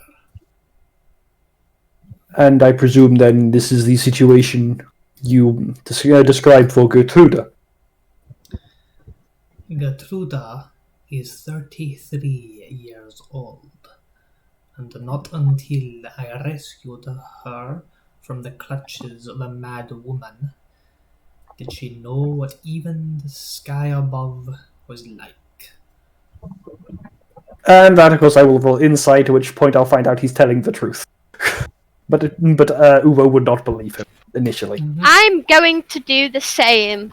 I'm also going to insight him. Oh, okay. So that is I rolled a 19. 21. 19, What 21. could possibly go wrong? What could possibly go wrong? 7. 7. The 19 and the 21, telling the truth. And could you imagine Forged. how it must feel for a woman of 30 plus winters to understand that the villagers that she so hoped would free her from her captivity knew of this? Yes, Mary was well accustomed to moving between dwellings.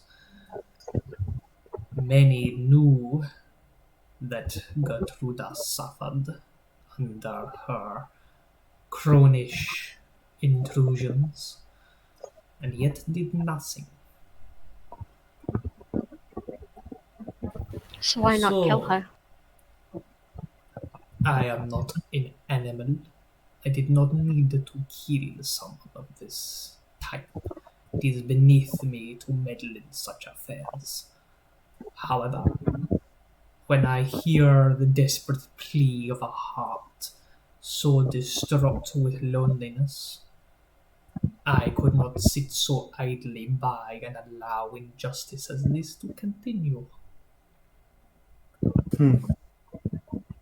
So tell me, Bubo, do you still think me a monster for this? For stealing a child away from a mother? Or was I freeing a woman from the mad clutches of a tyrannical dictator? Can I answer your question with another question? I would expect no less. Which is better? To be born good, or to overcome your evil nature through great effort?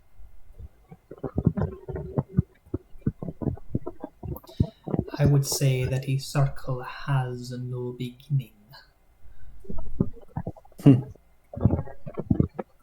We become what we are through our choices that we make. And if we do not accept the choices of our past, we cannot move forward. I accept these choices. A reasonable answer. And she moves across, and his eyes move across, red and aglow to look at Air. Do you accept the choices that others make? What do you mean? You come in search, do you not? In search, I suppose. Silver dragon blood.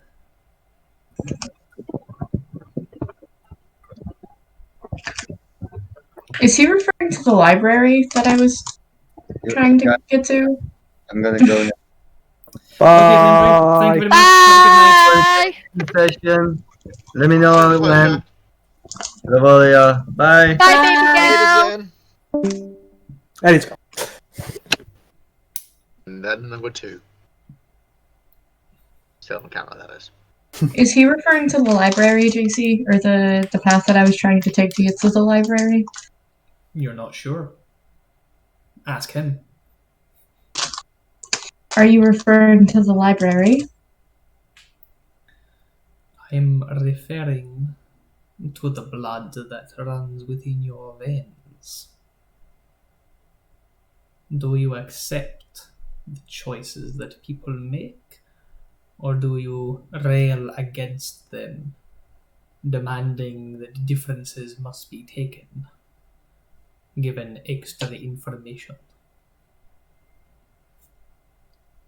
It depends on the choice that the person is making. I'm not going to disagree just to disagree. Interesting. Do you know where he is? Allow me to answer a question with another question. If you were to be betrothed to someone beautiful, smart, and ambitious, and yet her family, or his in your potential case, I do not pretend to know, did not agree to such a union, would you accept this? How can two be betrothed if the family does not agree? I thought betrothal was a marriage arranged be- by families. No, that is an arrangement. Betrothed is So to you're be talking about married, engagement. to become one for all eternity. I decide who to marry, not anyone's family. Good. So if your heart was set to marry someone, you would not allow them to stand in your way. Correct? So what then if your family decided to cut you down? What if your family decided that your choices did not count for anything? That you are foolish, young, you do not understand what is to be meant, and they seem to know better than you simply because of their ages. How would that make you feel? To be a family is to accept the flaws and mistakes of your kin. So I would say that if they do not want to accept my decision and potential mistake, then they are not my family.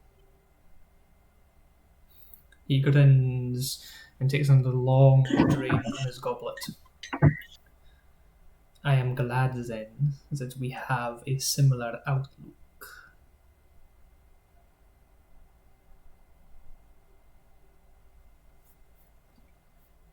You are very quiet, Paladin. I feel the hatred waving off of you, yet I ask what I have done to earn such ire.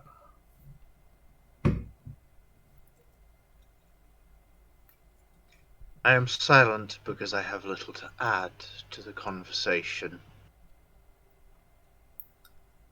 And I fear that were I to give open voice to all the sentiments that run through my mind, I might cause some offense, my lord, and I do not wish to. You cannot offend, do not worry. I would rather that we speak open and plainly with one another, so that our intentions may become known. Did you come to kill me? Perhaps in time. But not this night.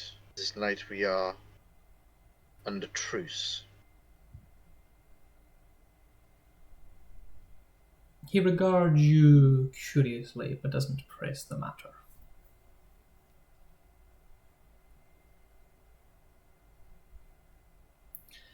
And that leaves just but one. A dusk elf. An elf born of the night.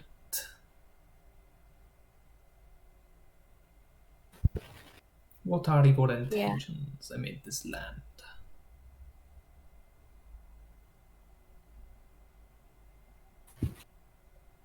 To get rid of all of the evil undead that is currently patrolling it roads and forests.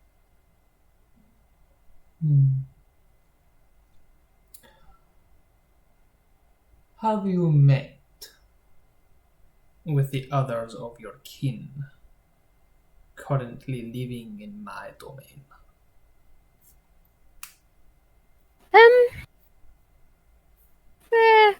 About 5 minutes. They didn't really give much information, so I didn't press. Allow me to infer that they were both cautious and at the same time tried to attempt to lead you to certain obstacles. They did not speak openly. They spoke only in riddles and in half-truths. Riddles to what? I look forward to seeing your reaction to when you find out. Just remember what I say here tonight. People must accept the consequences of their actions. And hopefully learn from them to better themselves.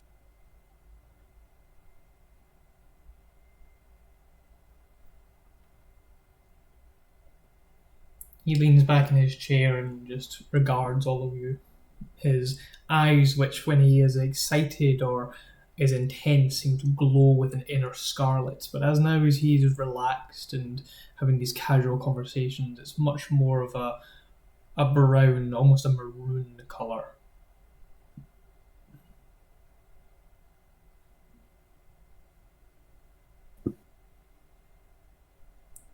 I have asked all of my questions. Which ones do you wish to ask? Well, I suppose you've been setting us up for this question, but I have to ask it anyway, to hear your opinion on the matter. Why? And if that is not clear, I will gesture around widely to just sort of like to indicate just everything. The grandeur of this evening befits that of my guests.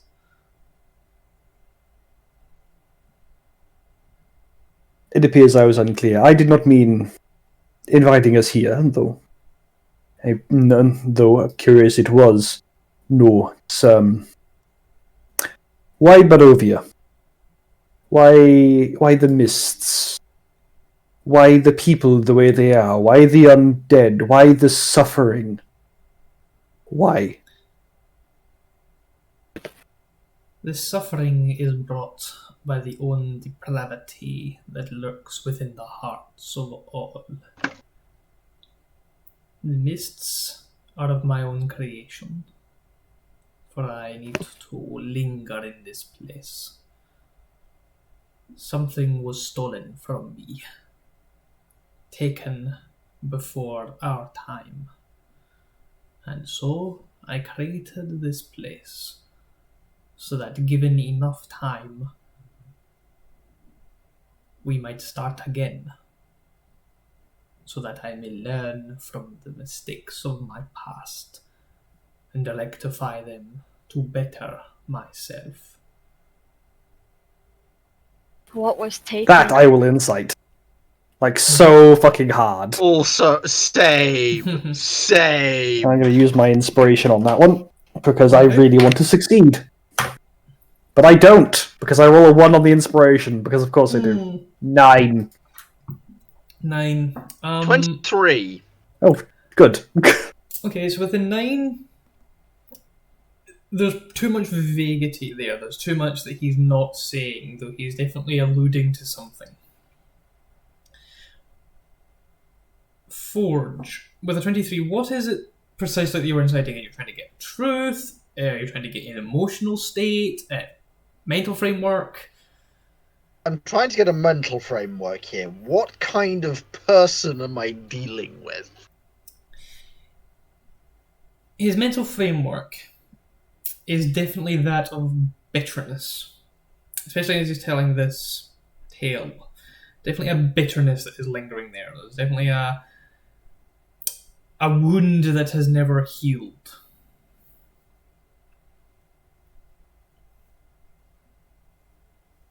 Was it that was taken from you, my lord? For it clearly wounds you deeply. Do you know what the most beautiful of curses is? Love. He smiles at you. Very good. Very good. My beloved Tatiana was stolen from me. And in my desperation to join her or to return her to me, I discovered a way. And in so doing, I created Barovia. I was a general, a prince in my father's army. I conquered and I slew, creating rivers of blood of my enemies. And in so doing, I was cast aside by the gods. They would not forgive me despite my openness. They refused to hear what it was that I intended to do. They had judged me for my actions and would not allow me the benefit to move on from them. And when my beloved was taken, I created what only I had discovered here in the lands. And in so doing, I knew that only I must wait for her to return to me. She's a double dragon. She is She's a truly what? one. Has she already been reborn? You have met her. You have escorted her from the lands here and closest to my castle and brought her to Valaki. Ah,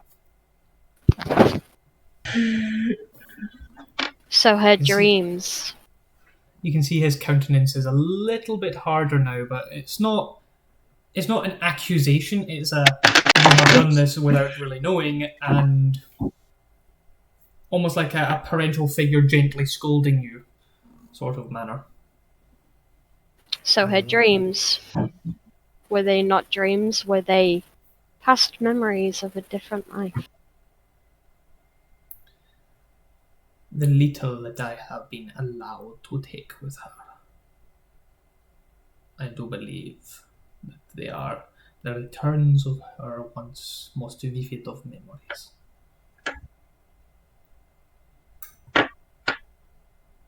How have It's you a made fool. this possible? I am the land.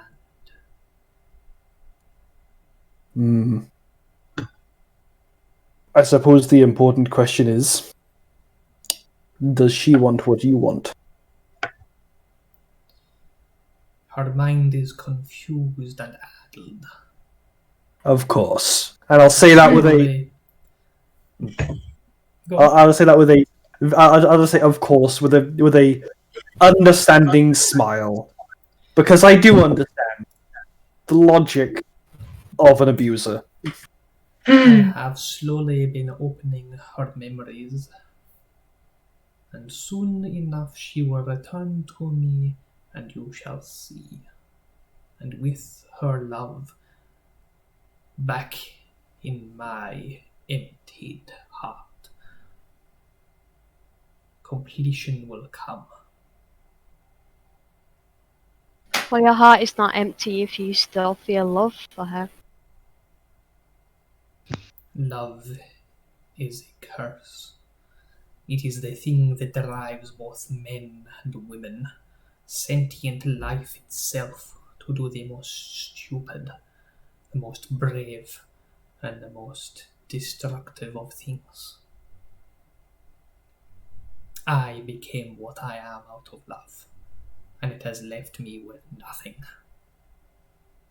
I have waited and waited and waited, and now she has returned to me at last. You call love a curse. Some may call it a blessing.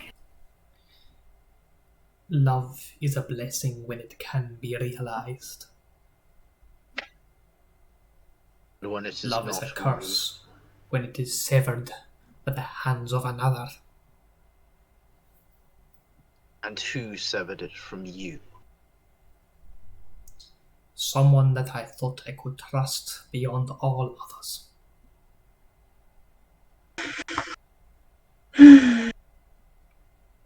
My brother.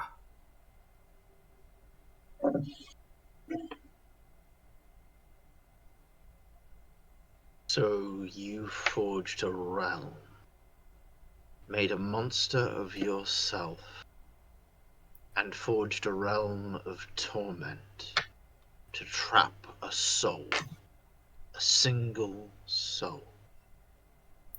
The realm is only what has been made of it. I did not encourage the depravity that has befallen this place. Yet neither do you try to stop it. It is not my place. It is beneath me to meddle in such affairs. Is it not the place of the strong to help the weak? It is the job of the weak to seek strength out and learn from it. People Did you not fear create- what they do not understand. You must know this. Have you not encountered prejudice, discomfort, chafing under the rules of a society that does not understand you, expecting things of you that you do not wish to give? This is why this is why I talk to them. Sorry, I didn't realize you weren't done. No, go ahead. This is why I talk to them, create dialogue, effect change, show them the error of their ways so that they will understand and be able to correct them, not simply leaving. And I do what I can. How many times do you have the same discussion before you accept that someone else's choices must be respected? How many times do you ask what perfection is before you accept that you will not see eye to eye? As many as it takes. One does not give up just because they encounter difficulty. One does not give up simply because the task seems impossible. Does it look like That I is have what it given means up? to survive. Sorry, I talked over you. Does it look like I have given up? You've not given up on your goals, but you've certainly given up on the people here. You are their lord. It is your duty to protect and help them. You abandoned that duty. Duty is thrown around by people who wish to shirk responsibility onto others. If you wish something to be done, you must do it yourself.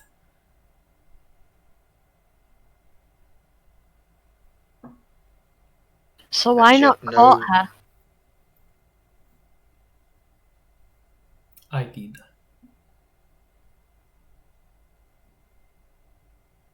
And How many times? How many lifetimes have you tried to court her? To a turtle's lifespan? He takes a moment to think.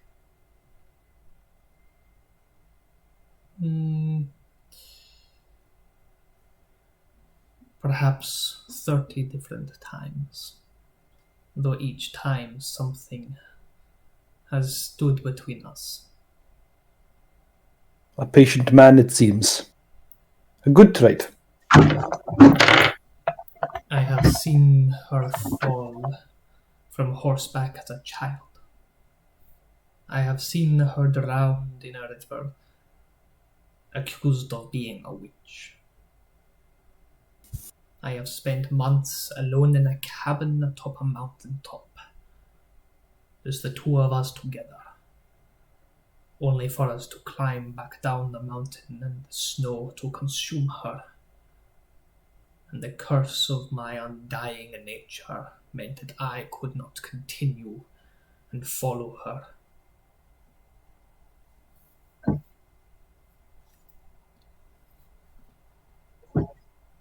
So all other souls here are trapped in a cycle of suffering, death, and rebirth to suffer again. As is she, and as are you.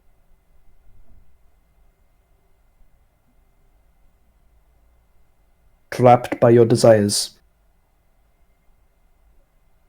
Everyone is trapped by their desires.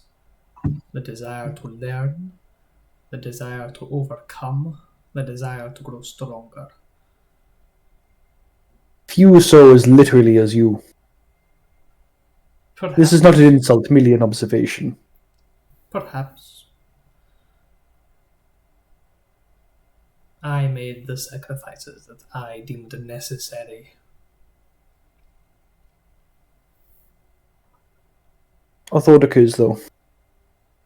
You know of the outer planes, the Mount Celestia and the Nine Hells. Now,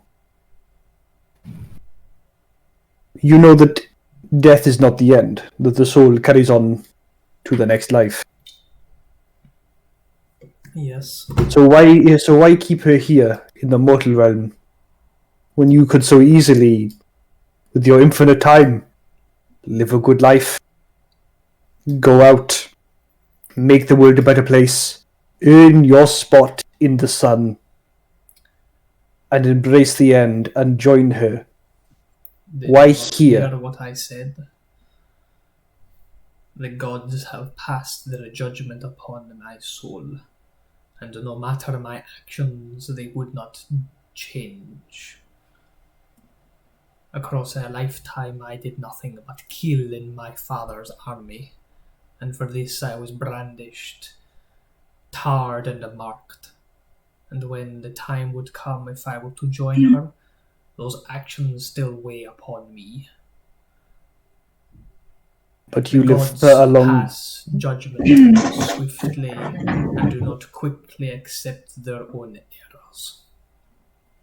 Yet not quickly do either you fall prey to into the ravages of age. You have infinite time to repent for your mistakes. No. I have infinite time to continue the torment that they put upon me. By your own comment, you discovered this realm. By your own comment, you made this infinite lifespan. By your own comment, you have chosen this cycle. Did she? Did anyone within this realm choose it by you? I did not choose this realm. When a man makes a mistake so grave as I were to make, choices do not matter anymore. For the powers that be decide what will happen to us all.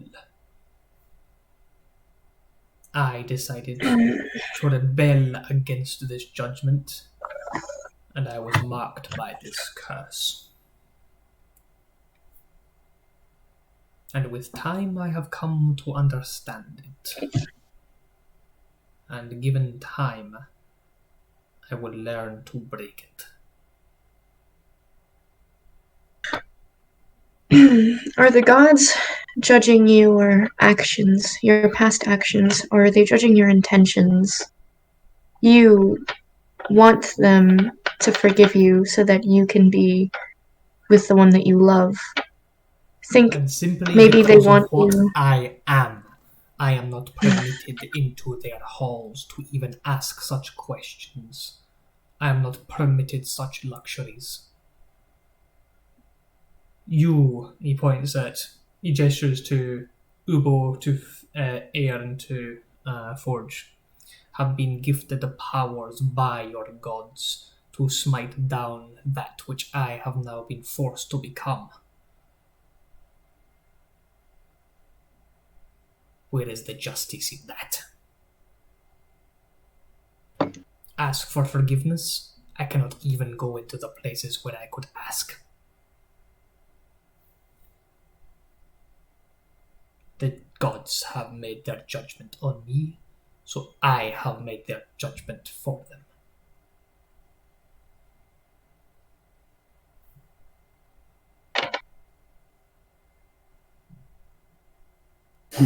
Is this what she would have wanted? He slowly stands up. I will give you this warning. I have lived enough years to know when I see determination in the eyes of the foolish. Do not stand in my way. I do not wish more bloodshed upon my hands, but I will do what must be done.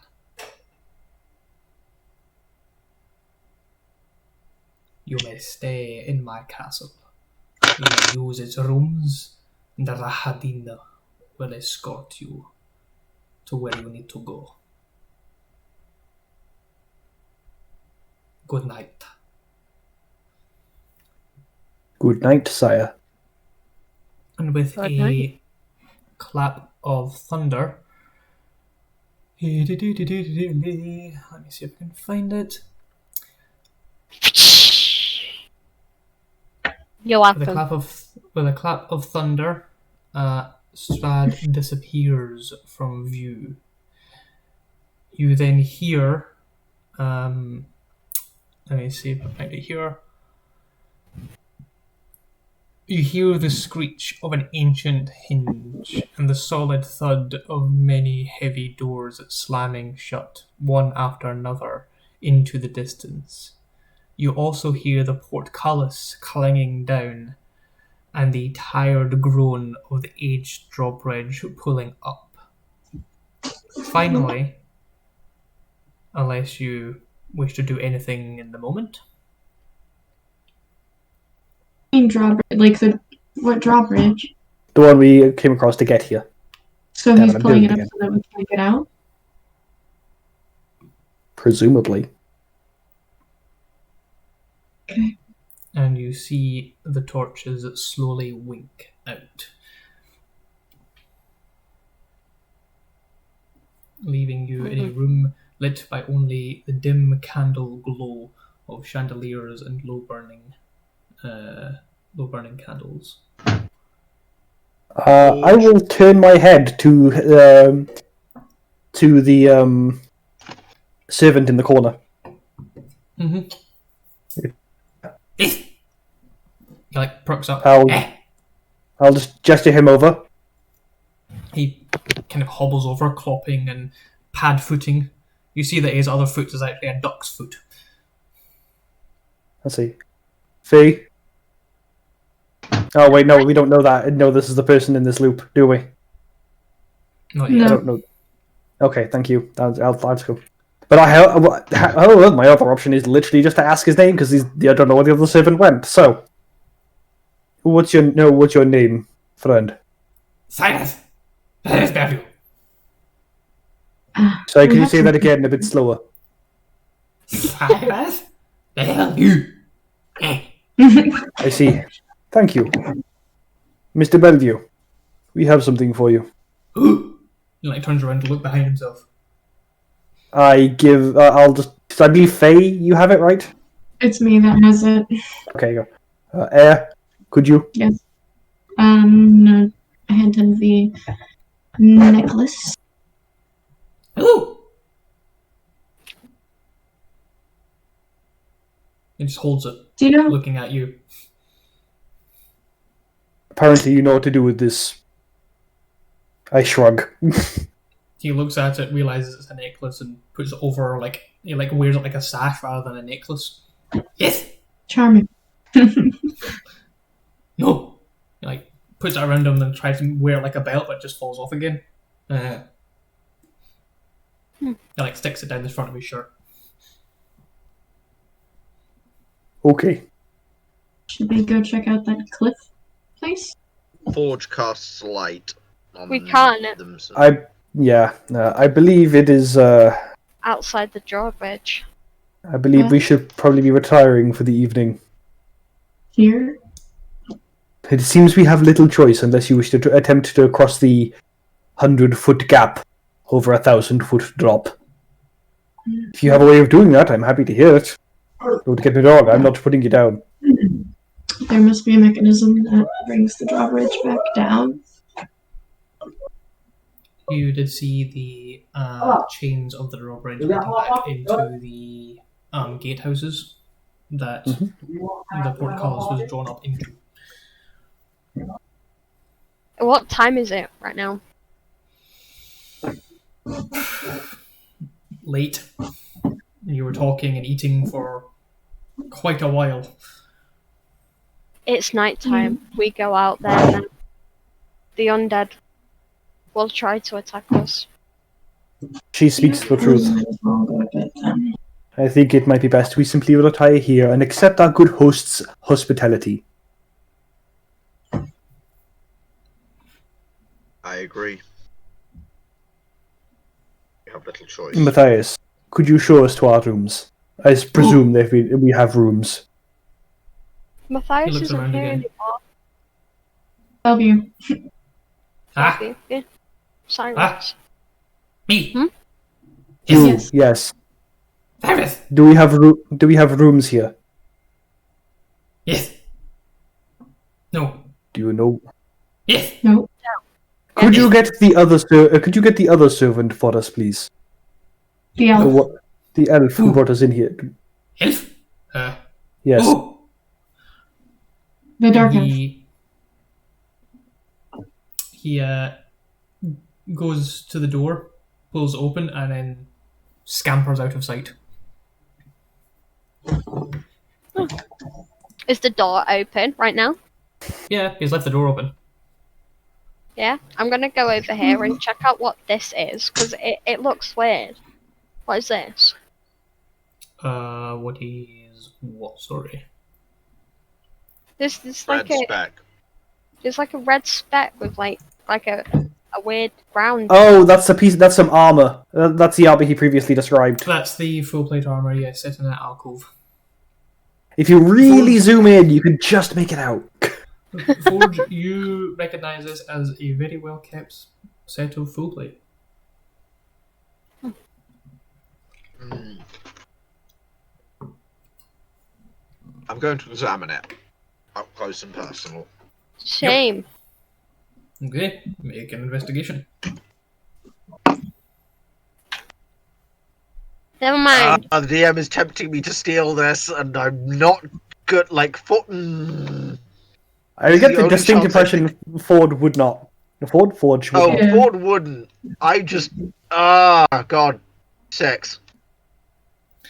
It is a very nice looking bit of full plate. It's been oiled. It's been well cared for.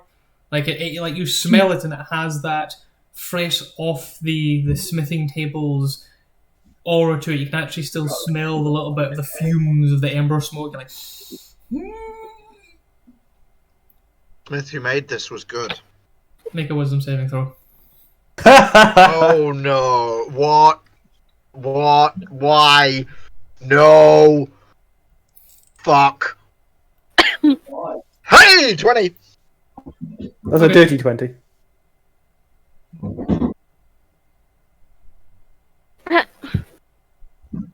Forged. I wonder if he has facilities. I wonder who it was for. And I return to the others. He did say he was a general. I'll just get up my seat and walk up here. And I guess I don't see anyone, right? You do not at the moment. I will wait. Okay then.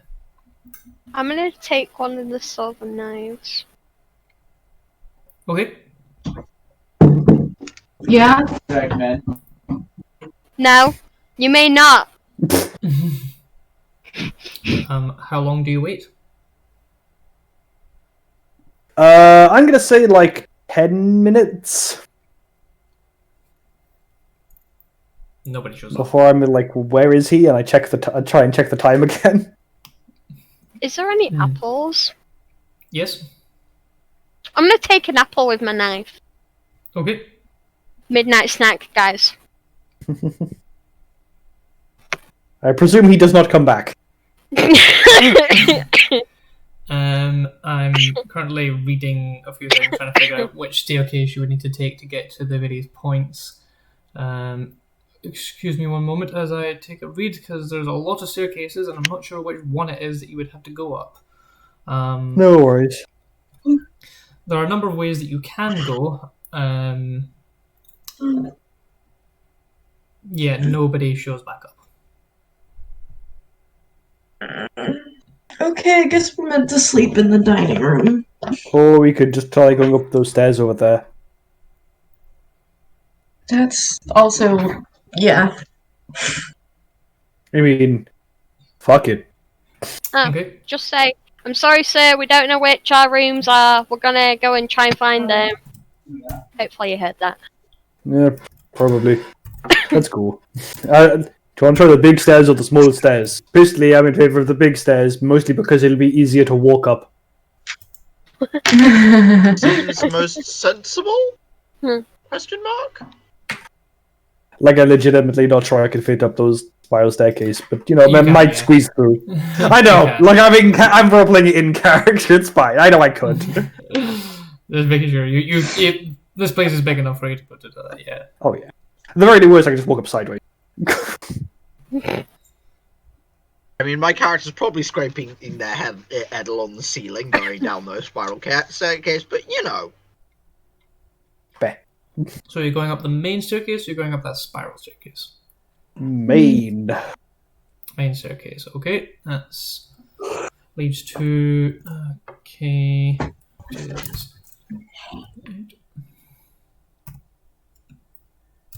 Damn it! Why is this not working?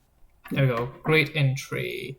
Cobweb stretch this place. Yada yada yada. That staircase leads up to which area? K9. The wide staircase leads to K19. Control F, K19. That's what I thought it was, but there's two places it could lead to. Feel free to document. When you're trying to quickly move between the documents and it doesn't let you. Sorry. Give me one moment. K15.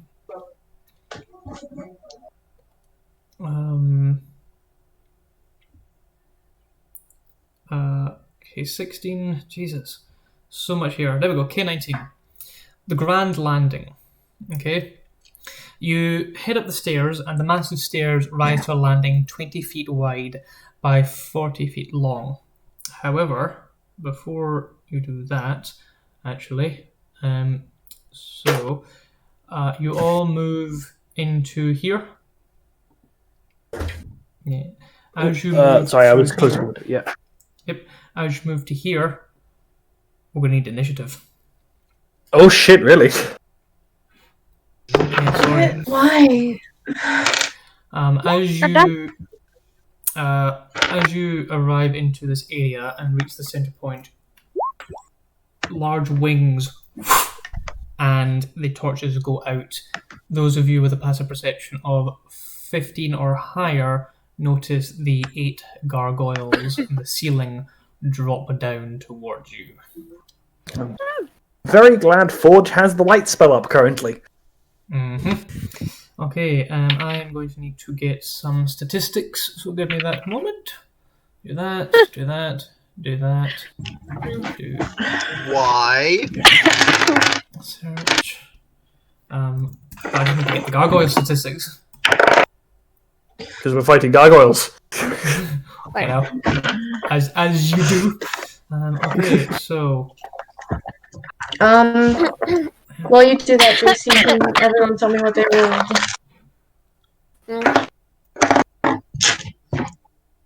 Or not, that's fine. Hey,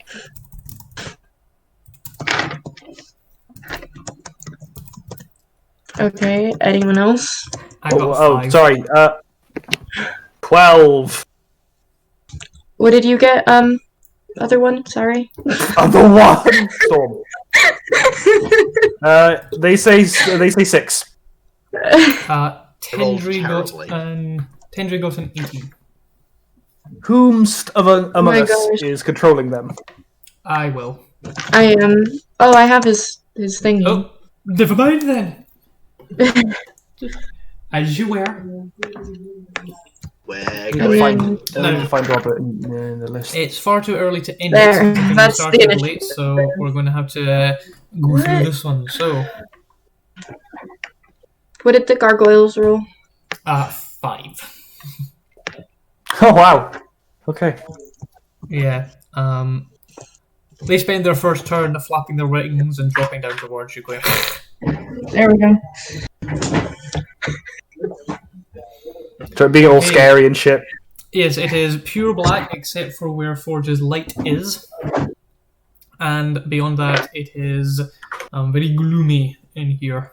So within 30 feet of me, it is. So 30 feet. Within 30 feet, it is light, and 30 feet beyond that, it is dim light. Okay, I'm going to need your guys' assistance here because if you pick the fiend for the icons, that will probably be a good idea. I would just put, 2 to each wall effect. So 2 drop down here, 2 drop down here, 2 drop down here, and then 2 drop down here.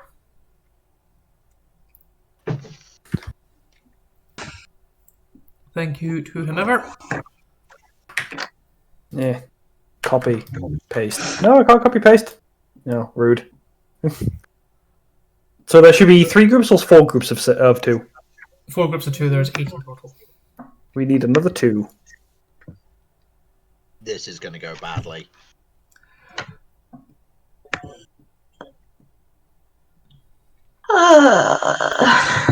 What, you didn't think Press a moving button. into the castle with the dark evil vampire would go well? No. He did say we could stay there, so. He didn't say it would be safe.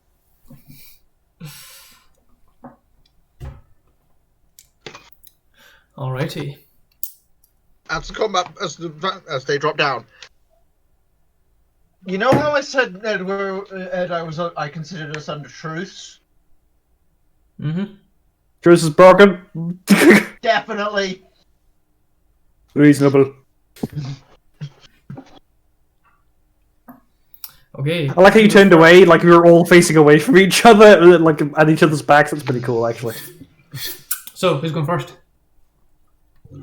Oh, it would be Tendry. That would be. Tendry, stop me. rolling so high. Tendry's gonna look at the gargoyles and say, "Wow, you're heavy," and like just belittle their weight and cast vicious mockery. Okay, which one is okay, do that. I don't think it matters which one. He just looks at a random one. Yeah, well, that rolled a 17, so I think that's beating his save. Oh yeah, and it's a cantrip, so he doesn't take anything. He does feel a little bit hurt though. So these heavy gothic gargoyles flap down, long wings outstretched, over long forearms touching down to make them almost quadrupod, but they still bear their barrel chests much in the same way as perhaps an ape or a gorilla would. Claws emerge from the end of their stone fingertips, and their grin, which was malicious at first, seems to be bloodthirsty.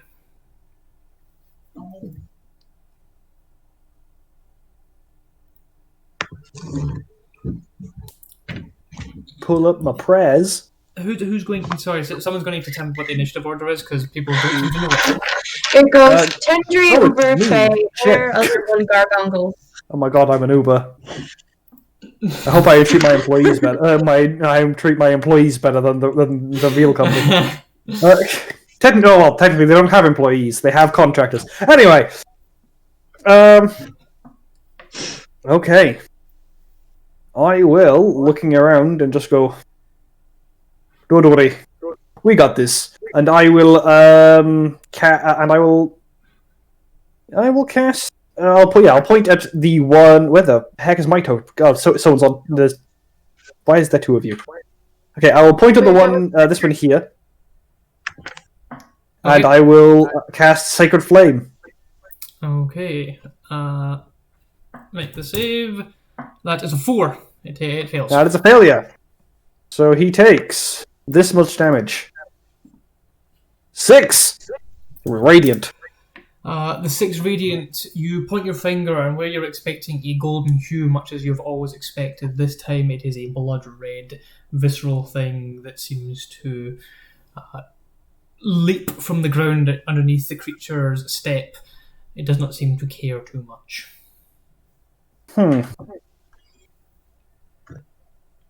Okay, and for my bonus action, what I shall do is I will find the appropriate prayer. In fact, I'll just say, "Oh, morning Lord, lend me your arms in this time of need, that I might strike down the enemies in your name and show them the light of your path." And I will cast spiritual weapon. Okay, that allows you to make attack, so go ahead and make an attack. Boop, boop, against the same target. That is an 8, so that misses. Okay.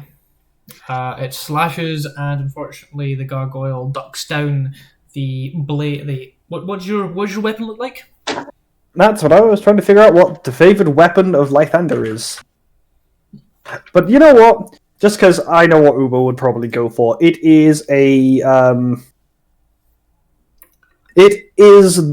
literal. It's a sword of Damocles. Okay. It is big ass sword. It's hanging up. Swinging in. It is a sword hanging above their heads that falls down upon them. Unfortunately, it misses. The creature steps back. Yes. Next up, I believe. To me, Mario. Okay.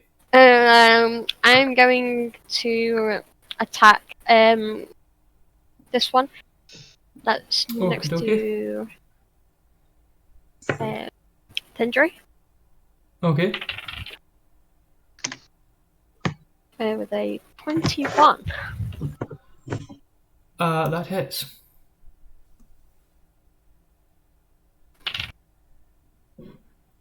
Uh, 10 points of piercing damage. Okay. Your arrow plunges into the creature, however, it does not seem to do quite as much damage as you were hoping. Is this other one 5 feet apart from it? Yes or no? There's a gap between them, so no. Unless you're talking about these ones in the corner. Yeah, I said I was going to are. hit this one. And then... Yeah. Certainly. So I'm going to attack that one too with Hardbreaker. How much damage was that there, though? Sorry. 10 piercing. I just rolled a natural 20 as well. Nice. Okay, so double the damage. Double the dash! Add it up. Bom, bom, bom, bom, bom, bom, bom, bom, bom.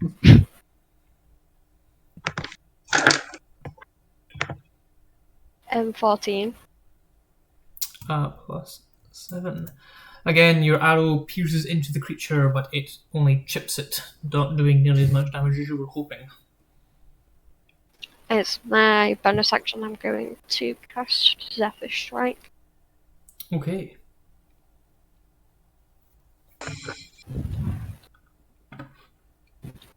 And I'm going to move over here. Okay.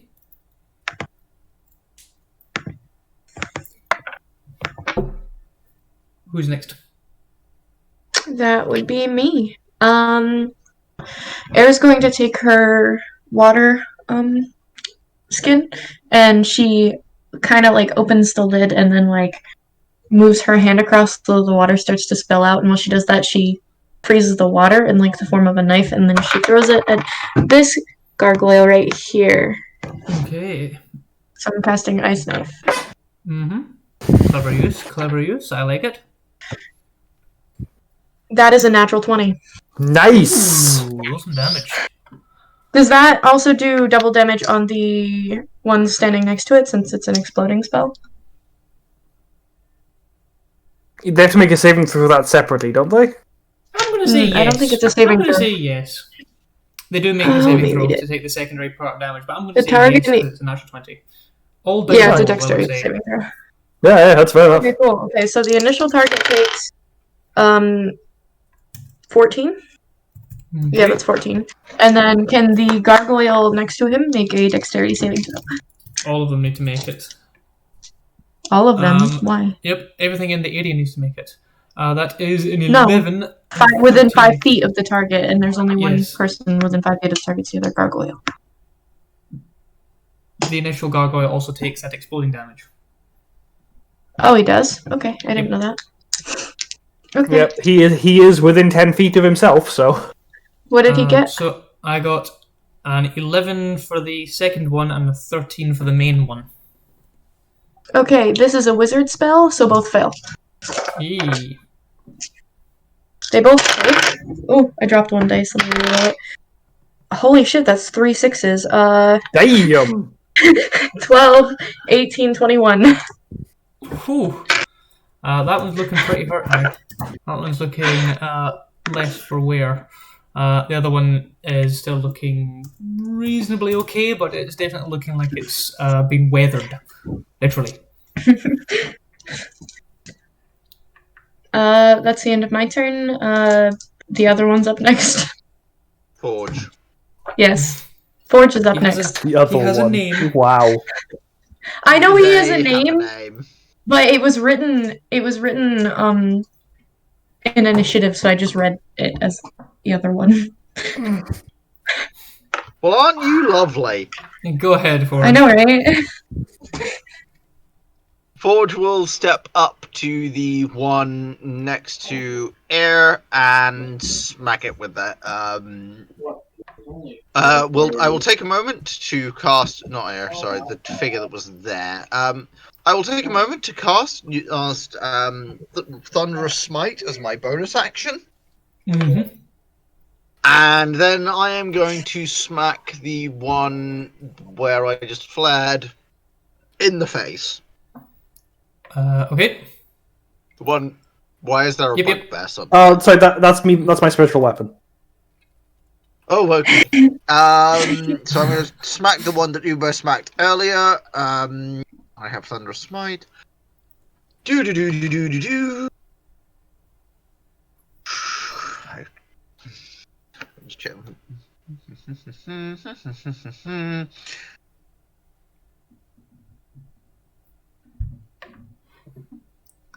Don't think that's going to hit. Nope. So Thunderous Smite continues. Do do do do. It does, yes. Unfortunately, as you swing at the creature at natural armor, you connect with it, but unfortunately with the flat of your blade, not the pointy part of your blade, and thus no dice. Oh, it's a hammer. My apologies. Well, either which way, it was an unfortunate miss, which then brings it to my turn, doesn't it? Yes, it does. It's the gargoncles. Okay, I'm just going to roll all of these, all of their attacks. Here we go. So that is a. Let me check what their pluses are to hit, and let me figure out who they'd be going against, because there's a few to figure out. Okay, so. Okay, so. So we have. Who's at the top? Is this? No, that's just this there. So we've got one person here, one person here. Where's the others? Where's everyone else gone? I'm here. There's no here. Okay, see, one. We're missing one, which I think It might be Tendry. I just put Hendry on the map. no, he's Yeah, already there. everyone's there. Tendry's there. He's No, on no. top of. This. Hold on. Let me just. Yeah. He's on top of. He's on top of Ubo. That's why I'm. Oh. There he is. No. There's only 4 of us here. We should have 5. I don't see Right? where Yeah. Air's Oh, there's gone. 5 now. No, where's Faye? I'm. Even. I said I was using my movement. Oh, you're over there. There you are. Yes, you're up there. That's Gosh. Yeah. Face Would you not have? beating the. Do you not get? Yeah, you attack would have definitely opportunity provoked use? attack of opportunities. I cast Zephyr Strike. Oh, right. That means- Blah. All of us are Doesn't just mean you don't get- having a dirt moment. No, I heard her do that. I just didn't know it didn't provoke opportunity attacks. Yeah. Okay, It so doesn't. this one is going to move up to there. This one is going to move No up one to was there. next to me anyway. You would have No. moved between those two to get to the stairs, but there's the point. Anyway, the first attack is that's an 18. Yeah, And what's your armor class? 50.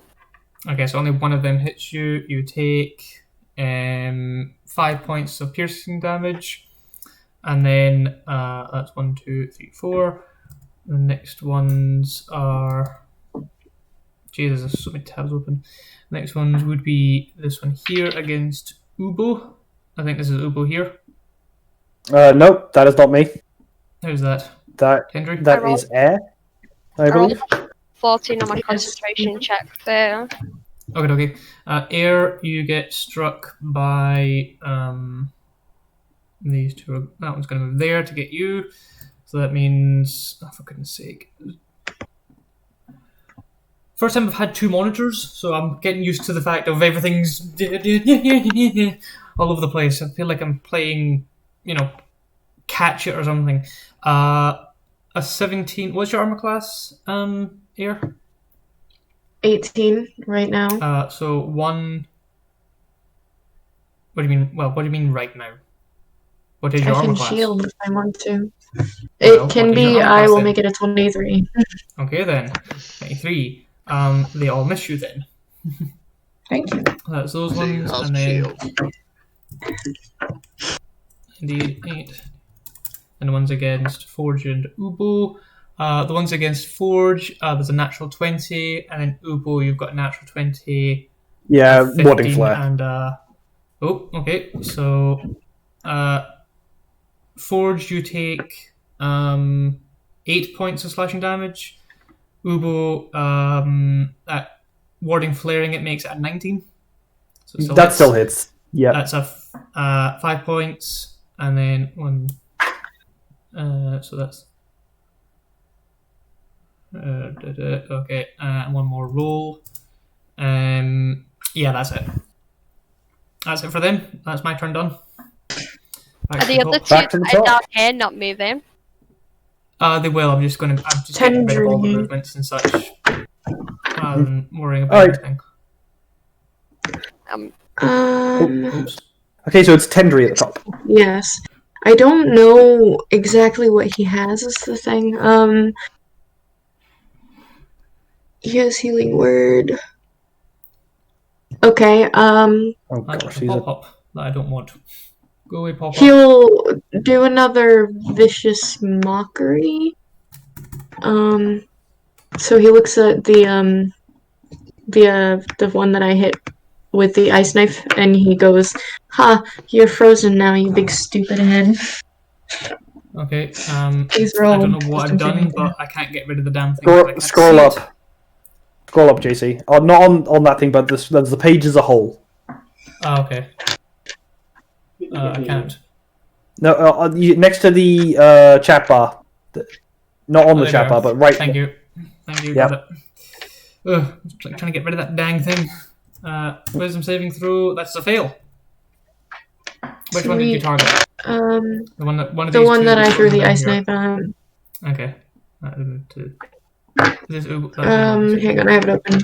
That is 1d4. 1d4 psychic. Yep. And we all have advantage on the next. No, Stop. it has disadvantage on Nope. next attack. 2. This what? Oh, okay. That's 2 points. Okay. And then as a bonus action, he'll strum his lute and look at Ubo and say, "I Me, believe that you stop can moving protect it. me." But Tendry's there. Yeah, you're placing it on top of Tendry. You're placing it on top of Tendry. God, he's fucking invisible to my eyes. He's going to need to change his character token. Yep.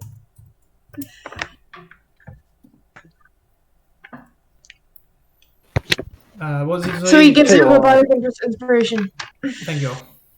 If I do that, does that make him any easier to see? No, he just needs to change his No. token. You don't actually sound it that well either, Ubo, to be fair. But Do I that's not? my Okay, eyes. well I can change that. That's my eyes, not anyone else's. The best one that stands out is Don't fill it up with too many, because then it gets small, and then he won't be able to see it. Anyway, so that was Tendry's turn. Then it's Ubo. What 8? They didn't seem terribly bothered by radiant damage, did they? It did damage. It was magical compared to the not so effective non-magical attacks that have been going on. Did it seem to do the same amount of damage as I would have expected? Hard to judge. Fair. You didn't see it doing Okay. less damage. That's all I can say. Okay. In that case, we are surrounded. I will say, focus fire! Kill them one at a time. Ignore what I'm about to do though. And I will and I will use Radiance of the Dawn. 8 con saves. Yep. Okay, so let me check on what their statistic is because that is a lot to check on. Con save, don't have anything on that. They have a plus 3, so what is the save? 14. 14. Fail, pass. So that's 1, 2, 3, 4. 4 fail, 5 fail, 5 fail, 3 succeed. Okay. They take those that fail take 16. Obviously, the ones that pass take half. So 8. Okay. I will slowly Good add damage. them on. Yep. It's face turn, right? Nice. No, I am not done yet. I have a bonus action. Okie dokie. Okay.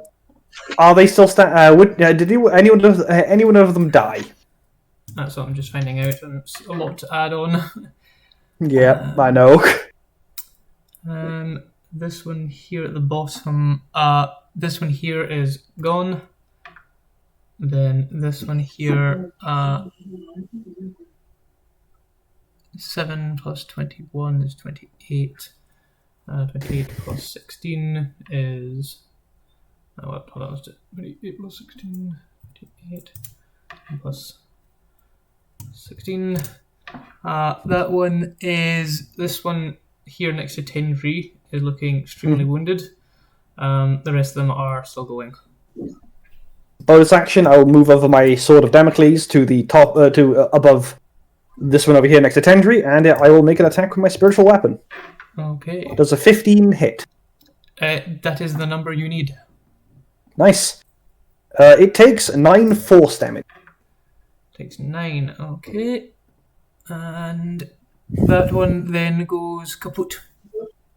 It's just shunk. It's a blast of light, and as it's blinded by the light, the sword just drops through the base of its skull. There's a bang of bright light, probably the brightest this area of Ravenloft has ever been since its construction. Exudes out the tapestries on the walls, the columns that hold up the roof, even the ceiling itself has now been completely scoured clean and seems to glimmer slightly. But again, it was not the usual golden glow that you have come to assume with Ubo, which was a blood malevolent red. And as this ends, one of the gargoyles is crumbling to pieces, and the other one, staggering slightly, gets smashed inside of the head coming off and it's quickly dissolving into pieces. Here you go, Ubo. It's your birthday.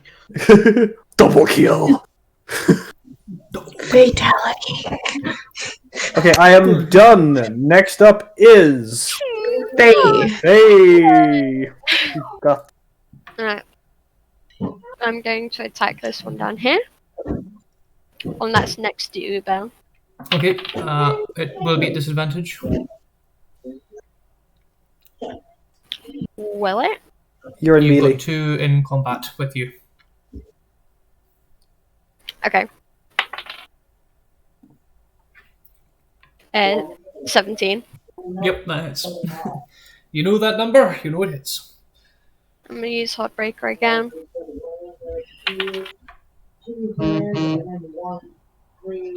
Word breaker?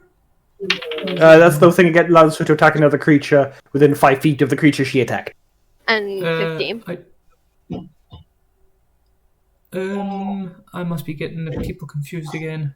Once in each of your turns when you make a weapon No, I'm not. attack, I'm aware of the condition. I'm just confused at which one you're targeting. This one here. this one and then this one. So this one. So, does a 15 hit? Yes, it does. Yeah, okay. So the first one takes 14. Second one takes 14 as well. And +7. They are both now looking injured. And as soon as my Zephyr Strike is still up, I'm going to use my movement to go back here. Does it not run out? It gives you advantage on your next attack roll. Does it not? No, it's a concentration of up to 1 minute. I'm pretty sure when you it's the same as like the smites. It's a concentration up to a certain time, but when you attack, it does it. If the attack hits, does it not? Read into that. She can choose to give. I can choose to use it to give me advantage. When I use that, it's when it runs out. Aha. Okay then. I Very haven't clever. used it yet. Very clever. Okay then. That's my turn. Who's next? Okay, that would be me. I don't want to hit Mask with my ice knife, so I'm not going to do that again. I will Appreciate. cast. I will move. Oh, I can just touch this one right here. I'm gonna do a second level inflict wounds. So please give me a wisdom saving throw. Wish I'd blessed you now. It's not a wisdom saving throw. It's an attack roll for inflict wounds. Mm-hmm. It is. Oh shit! I could have sworn it was a wisdom saving throw. I had it open. Oh, it was guiding bolt that I was looking at. Anyway. That's also an attack roll. Oh, okay then. Never mind. All right. Well, I'm doing inflict wounds at second level. Mm-hmm. That is fudge. A cleric spell, so it's plus. So that's a 19. That hits. That hits. I know that hits. All right. So 4d10 necrotic. Mm-hmm. 12, 17, 23. Plus 23. It is looking a lot less happy with you, though it is still looking fightable. Bonus action, Shield of Faith. That's 2 You spells. can't cast. Wait, that's a spell. Yep, I cannot do that. Never mind. I lied. I'm doing it again. You need to shut up. Hold on. It is now Forge's turn. Orgy boy! I don't like this. I don't like this. Smack at the one to my, just the one to the lower right of me. Okay. Come on. Thunderous Smite is also up, so.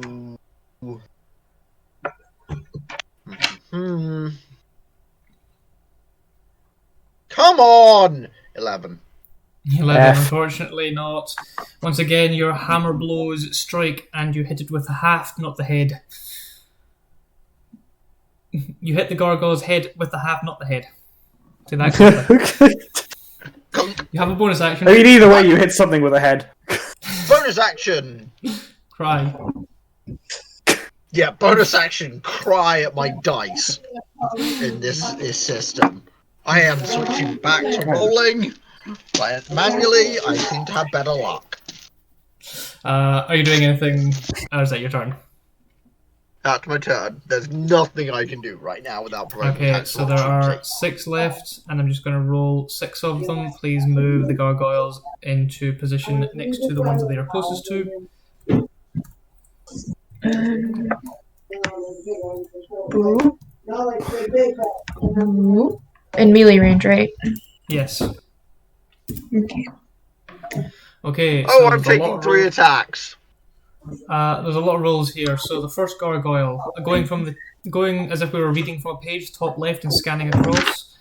So it's Okay. top left, then top right, then middle left, middle right, so on and so forth. So the first gargoyle, that is a 12 and a 17.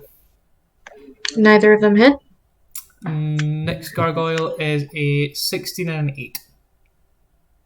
Oops. Neither of them hit. Unfortunate. 16 and an 11.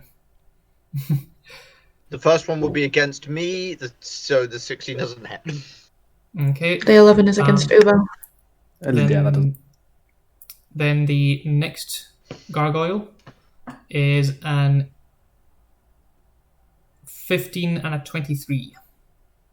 What do you... Against me? Is that... I think so. Didn't you just count off 6? That was more than 6. You said That's you did the 12. first 2, Yeah, there's 6, so second there's 2, 6. and then 2 more. Oh, sorry, they have multi-attacks, so there's 2 attacks. Yeah. Oh! Yeah, so the 8 and the 13 would be against air, and then also the 12 and the 4 would either be against air or fey. Okay. And so on. Well, none of those hit me, and so then what is the third set, JC? Third set is a first set, second set. Third set is a 16 and 11. Did either of those hit you, Forge? Nope. Ping ping. Third set? Fourth set is the Also against 15 Forge. and the 23. The 23 does hit. That's 5 points. Fifth set is a 20. Warding and then flare. Okay, so that becomes That's not against you, that's about against Forge again. Oh, that's against Forge, against sorry. Forge. Yep, you're right, yep. Was that a against natural 20, sorry? No. Again. No, it's No, a it was 20 big. and a 21, so it's another 10 points against you, Forge. Both hit. Cool, Yep. cool. And then the ones And against then one against Ubu, Forge. all of them miss. That's 3 threes. Okay. Jesus, okay, right, cool. Yes. So, That'd be done. back to the top of Tendry. Tendry. This is why. Sorry, JC. It's quite right. This is why in Welcome to Vraska I tend to do bigger creatures that do more damage and have more hit points, because having 8 little creatures running around with 2 attacks each is a pain in my ass. So I mean, I don't know, you could just copy roll 2d20 and then just That's what I paste did. it. Yeah, and then, well, I did. you did all of them at once. It'd be less confusing if you went these 2 against blue, but that's fine, doesn't matter. True. Okay. Tendry will cast Sleep at 2nd level. Okay. Which section is he covering? Because I think That he can can probably target get all of them. I think he can get all of them, but that would also It could include all be- of you. Is it worth it? He'll cast it at 1st level then. Well, it depends where you cast it, not the level. Because if you cast it over here, you probably could get 4 of them without hitting us. But you might not be able to. Okay, You then might I'll not do have the that. hit points to get 4 of them, if you know what I mean. Okay, yeah, I'll cast it in that direction so that, and then I'll do it at 2nd level so that I can try to get as much of them as I can. Okay. But without putting any of my allies to Yeah, sleep, so that's that's fine. You can get those 7d8. I'm gonna roll that in dice rolls because I'm not gonna roll my d8 7 that's times. a bit much. Yeah, that'd be ridiculous. 7d8. That is a total of 30 points. 30. Well, that one takes. That one takes. So this one here falls asleep first. 12, and then that leaves 18, which isn't enough to get anyone else. So you only get one of them, unfortunately. Okay. This one is asleep though. This one goes and and face planting to the ground. Let's not attack that one. So to mark, End of his turn. to mark that he is asleep, he is now. It didn't work. We can put an X on him. Yeah, he's asleep. I like how our sleep is not a condition of immunity for them. Wait, does it? What's that? Exhausted, petrified, poisoned. Condition immunity. Yeah, They can't be exhausted, but they can still be put to sleep. Yeah, they are Yeah. unconscious specifically. Yeah. Yep, so they go to. That one knocks out. And that brings it to who? That brings it to Uber. Right? Ooh, Which one of that- these? Which one of these bad boys looks the weakest? Like looks The one that's the asleep. most injured? The one that is asleep. What's the next man. one? The next one is this one here. Okay. These two in this area both have the same. Okay. This I one shall here looks slightly see. worse. Then I shall sing. O morning lord, I offer thanks for keeping me safe throughout the morning hours. As the sun rises high at this hour. Well, sorry, the sun rises high at midday. I thank you for your unfaltering light and unwavering love. I cast bless on Faye, Forge, and Air. Woo! So as Ubo does this, a red halo seems to crown each of you, Oh, that's not right. marking you, Really not. marking you as blessed. But by who? Then I will bonus action move my spiritual weapon over because weirdly, spiritual weapon not a concentration spell. Yeah. Weird. Yeah, Do not complain. not complaining. This one here Yeah, is 21 more hits. damaged. This one here is more damaged. I'm gonna go for that one. Oh, that one. Okay, well, I'll move that one. Yeah. That Cute. that is indeed a mark against it. 8 force. Plus 8. A good number there, and once again the creature is now looking bloodied. You can see these hairline fractures across its body, and the bottom of one part of its jaw actually comes off and hits the floor, and it gives it this even more gruesome leer.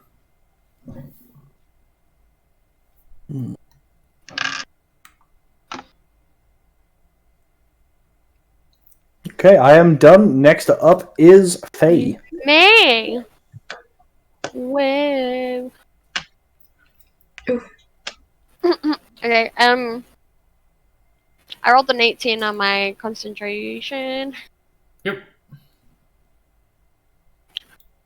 I'm gonna use my. Okay.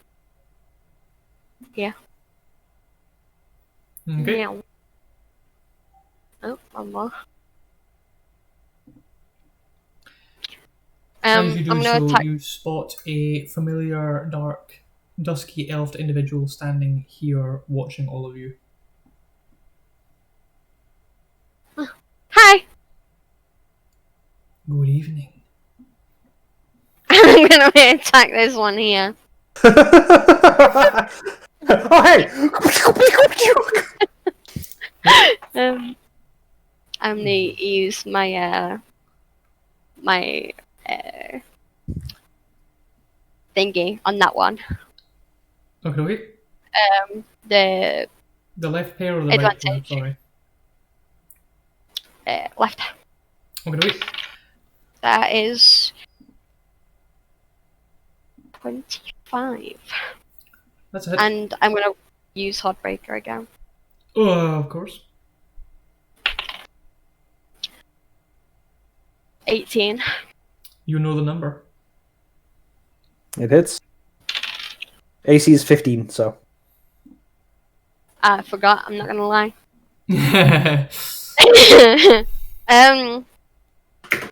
Oh wow, they were really bad. Okay. 11 for the first The one, first one. and Yep. and 11 for the second as well. Again, your arrows chip against these gargoyles' stony exterior, not doing as much damage as you would hope. I'm gonna turn around and go, "Hey, how you doing? You Do alright? intend Yeah, to yeah." rest. Why precisely do you destroy the master's belongings? They attacked us. He calls out in who here understands Elvish? Me! Me too. Woohoo! He calls out stand down in Elvish, and the gargoyles seem to shiver slightly, though they'll act on their initiative. Mm-hmm.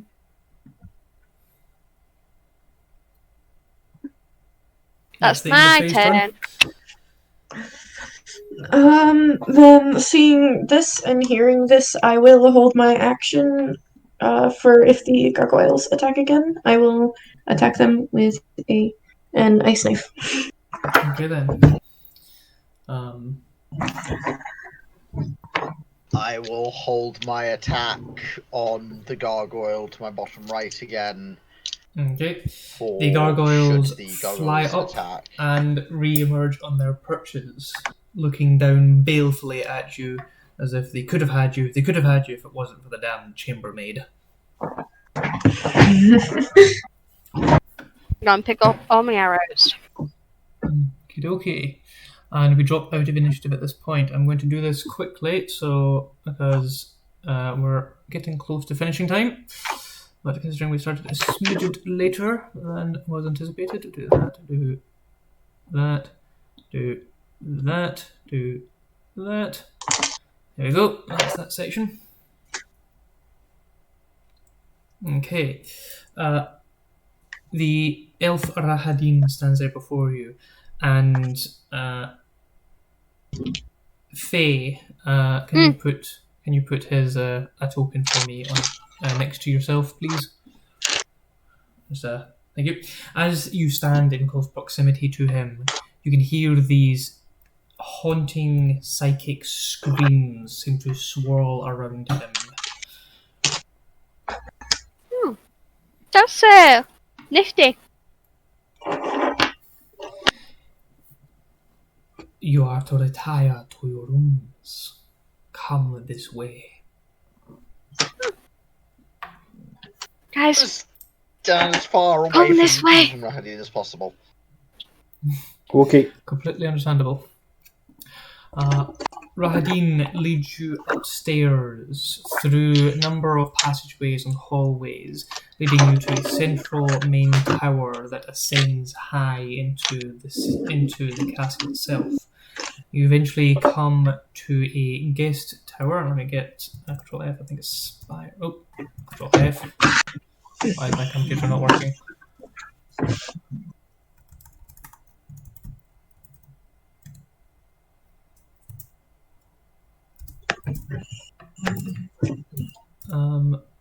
There we go. He leads you up to the spires of the castle, leading you through up very high. Eventually, he leads you out onto a landing where a large portrait of Strahd hangs above on an immaculately pressed floor. This area of the castle seems to have been not quite so well maintained as other sections, but definitely seems to have a level of habitation to it.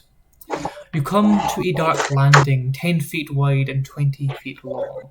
A cold draft of wind rushes down the spiral staircase at the north end of the east wall and whistles mournfully through the room before streaming down the stairs to the south. Did I just speak Welsh? Oh my god. You definitely did not. An ornate square rug covers the floor to the south. Set into the west wall is an iron-bound wooden door with a wooden trapdoor set into the floor in front of it. Hanging from the north wall above the trapdoor is a framed portrait of a handsome, well-dressed man with a tender yet penetrating gaze. You recognize this to be Strahd. Rahadin guides you up into this area and says to you all, "These are the guest quarters. Other guests are here, and they are asked not to be disturbed. They likewise have been instructed not to disturb you. You may dwell here for the evening. In the morning, Cyrus will come and fetch you for breakfast."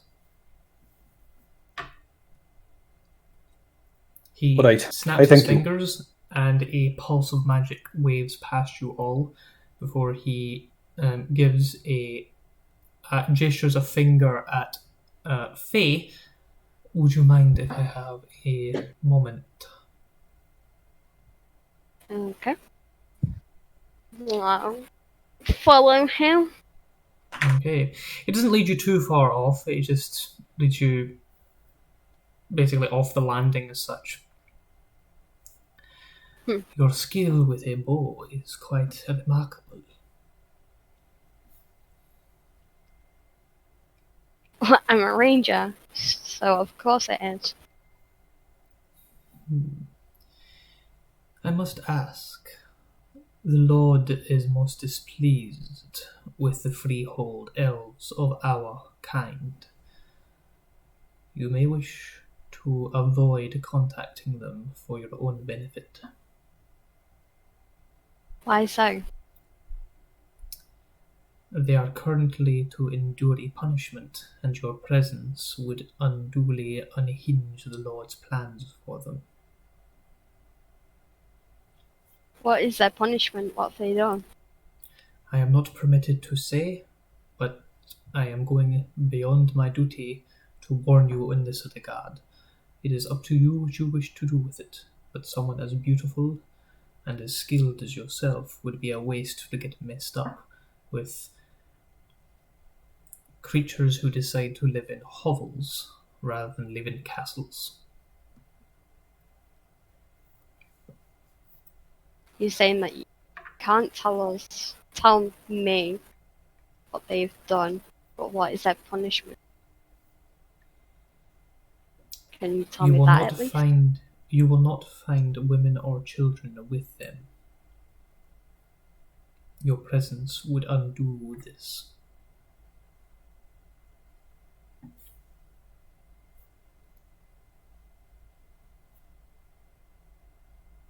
Did Strahd kill all of the children and the women? I am not allowed to say.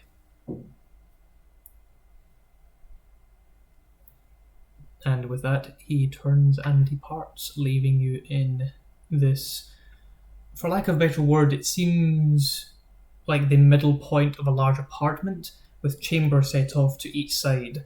There is, however, a gentleman lounging in one of the chairs, and as you enter, he gives you a warm smile and seems to look hungrily at Tendry, his small pointed fangs peeking out from under his mouth, and goes, "I was wondering when we'd see each other again, Tendry. Good to see you. Tell me, how was the book?" And with that, we're going to end.